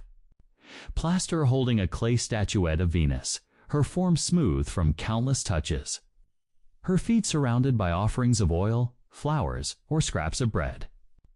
Workers like Livia, whom we met earlier, might pause before this shrine, whispering prayers for protection, charm, or a good night's earnings.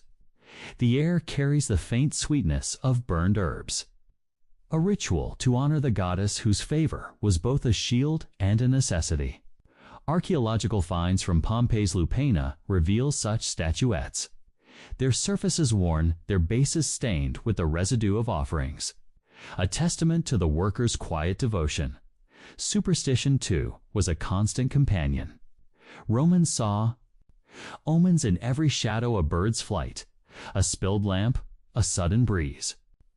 In the Lupana, these beliefs took tangible form.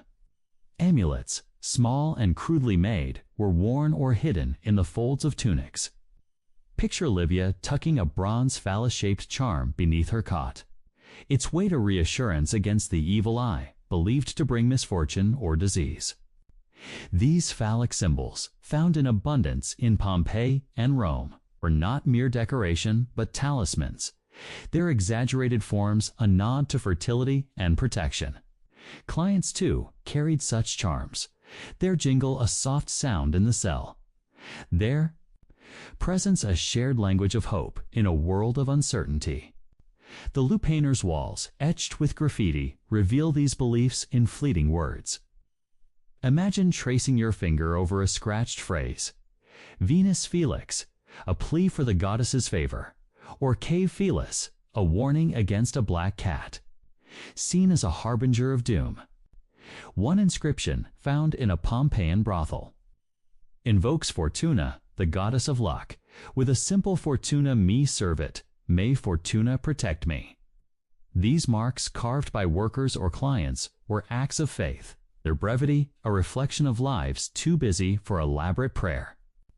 Yet they speak of a world where the divine was close, its presence felt in the flicker of a lamp or the clink of a coin.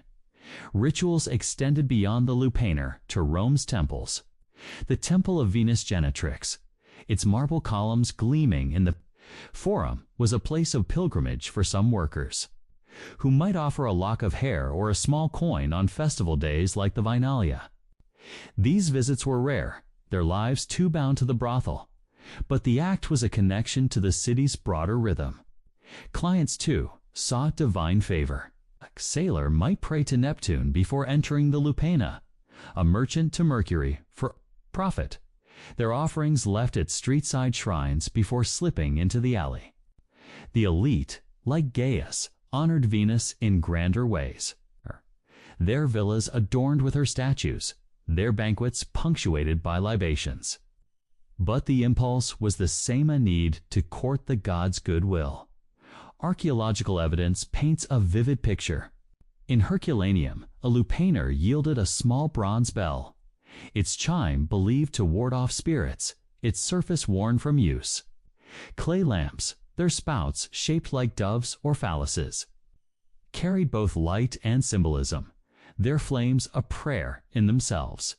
A worker's necklace, strung with blue glass beads, might have been a gift from a client or a token from her homeland, its colors chosen to deflect envy or harm.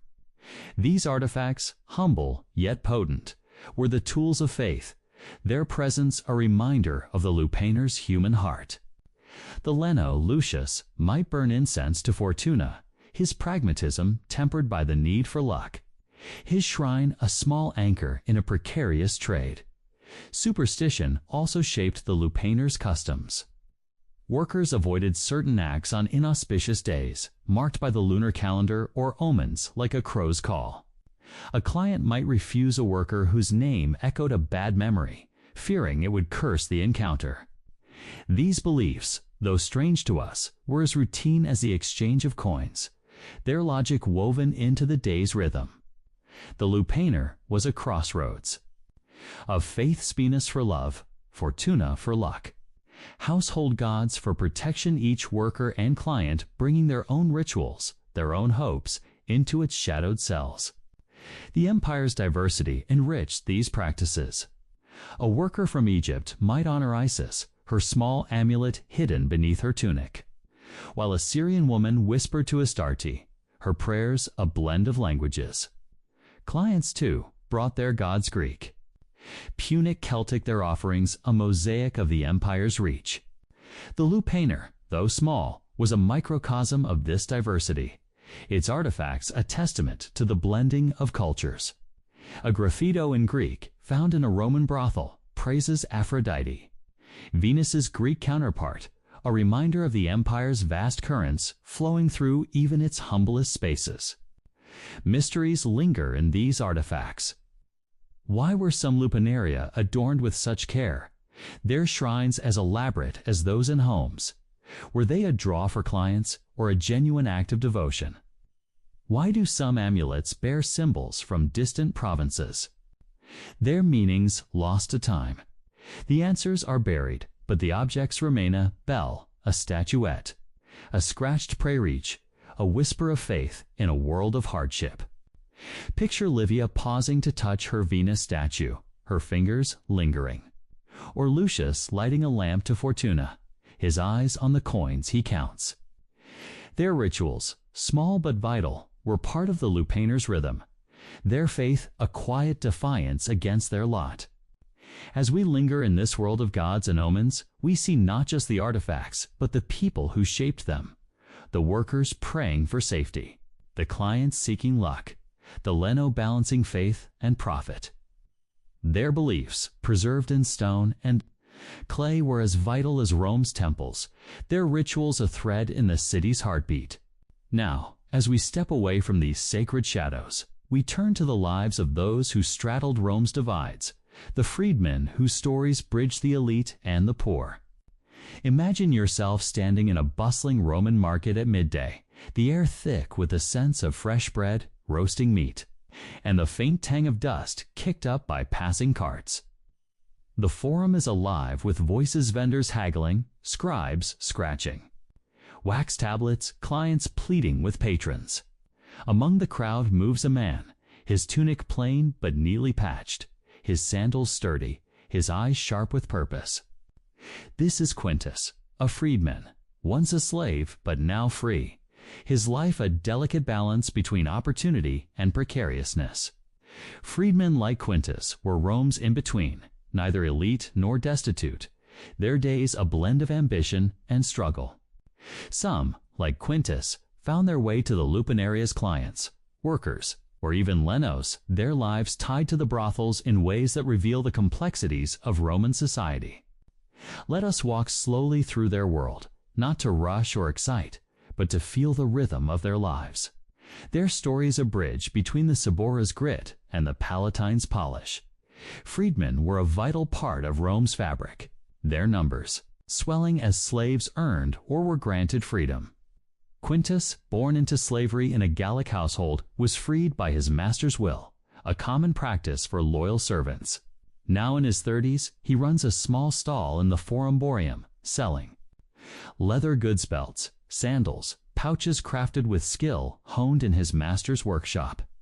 His stall, shaded by a linen awning, is piled with goods, their surfaces smooth, their stitches tight. The air smells of tanned hide and oil, the clink of coins a steady rhythm as he haggles with customers. His tunic, dyed a muted brown, is a step above a slave's, but far from a senator's toga. His status marked by its simplicity. Quintus's life is one of constant effort. His home, a single room above a taberna, is Modus's straw mattress, a small altar to his household gods, a chest for his tools. The air carries the scent of leather and the faint smoke of a cooking fire, where he prepares meals of bread, olives, and watered wine.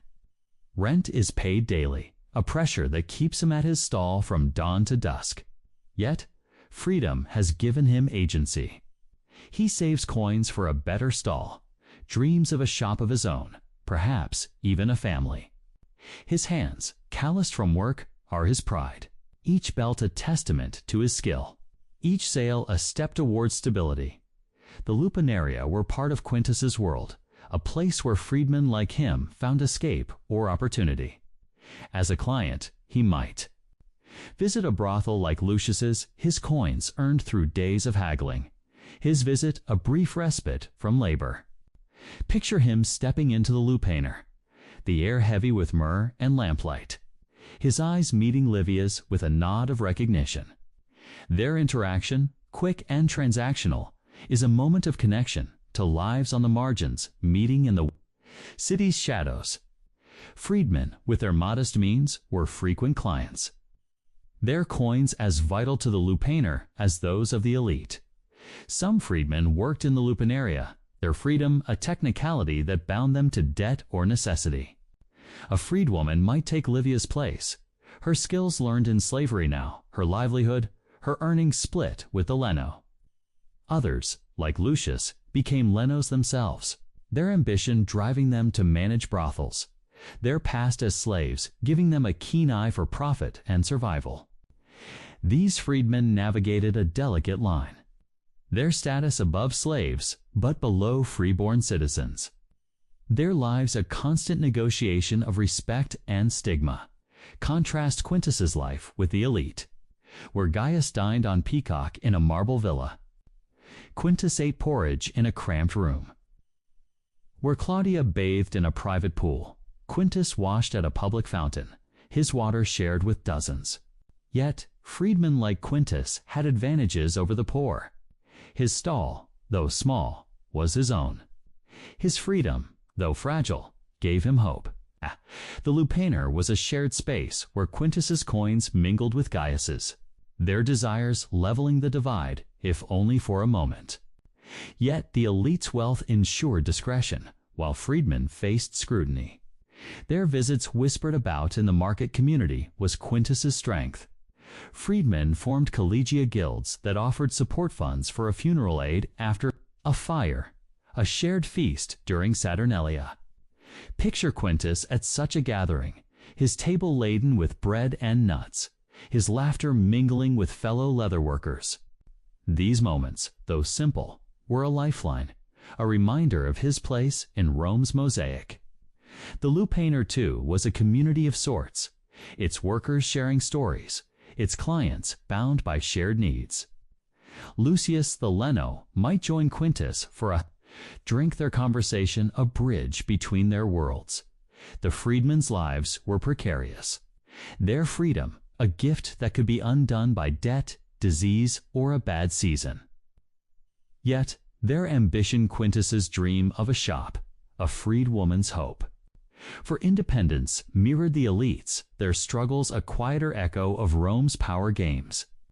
The Lupanar, with its coins and shadows, was a space where these lives converged, its rhythm part of the city's heartbeat as we linger in this world of stalls and dreams.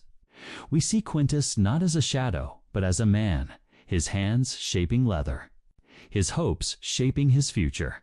His life, like Livia's, Lucius's, and Gaius's, was part of Rome's story, their ties to the Lupanaria a thread in its fabric. Now, as we step away from their bustling markets, we turn to a final reflection, weaving together the threads of our journey to ease you toward rest. Asterisk as we draw our journey through ancient Rome to a close. Imagine yourself perched on a quiet hill, the city sprawling below under a starlit sky. The Suburra's alleys fade into darkness, their cobblestones worn by the steps of workers, artisans, and freedmen. The Palatine's villas gleam faintly, their lamps a distant glow. We have wandered through the lives of Rome's people, Livia's. Quiet strength in the Lupanar, Lucius's calculated ambition, Gaius and Claudia's polished lives, the artisan's steady labor, the trader's endless hustle, the freedman's fragile dreams. We've uncovered the artifacts of Pompeii, felt. The grit of Rome's hygiene witnessed its calamities and explored its rituals of faith and desire. The Lupanaria, with their shadowed cells and painted walls, have been our guide, their stories a mirror of Rome's heart. These brothels, though humble, were a pulse in the city's rhythm where the elite and the marginalized met their lives, bound by coins, desires, and fleeting moments of humanity. The customs we've explored startling, strange, yet so human were as ordinary to them as the scent of bread or the flicker of a lamp. Rome was a city of contrasts, its marble temples and muddy alleys, its wealth and want, its openness and oppression all part of its song. The graffiti of a worker, the prayer of a senator, the amulet of a freedman, these were the traces of their lives, as enduring as the city's stones. Now, as you rest in the comfort of the present, let Rome's world slip gently away. The clatter of carts, the hum of voices, the weight of their struggles, they fade into the past. Their stories a soft lullaby to carry you toward sleep. Imagine yourself drifting, the city's rhythm softening, its scents and sounds blending into the quiet of your breath. The Lupane's lamps dim, the forum's clamor stills, and all that remains is the warmth of this moment, the peace of rest.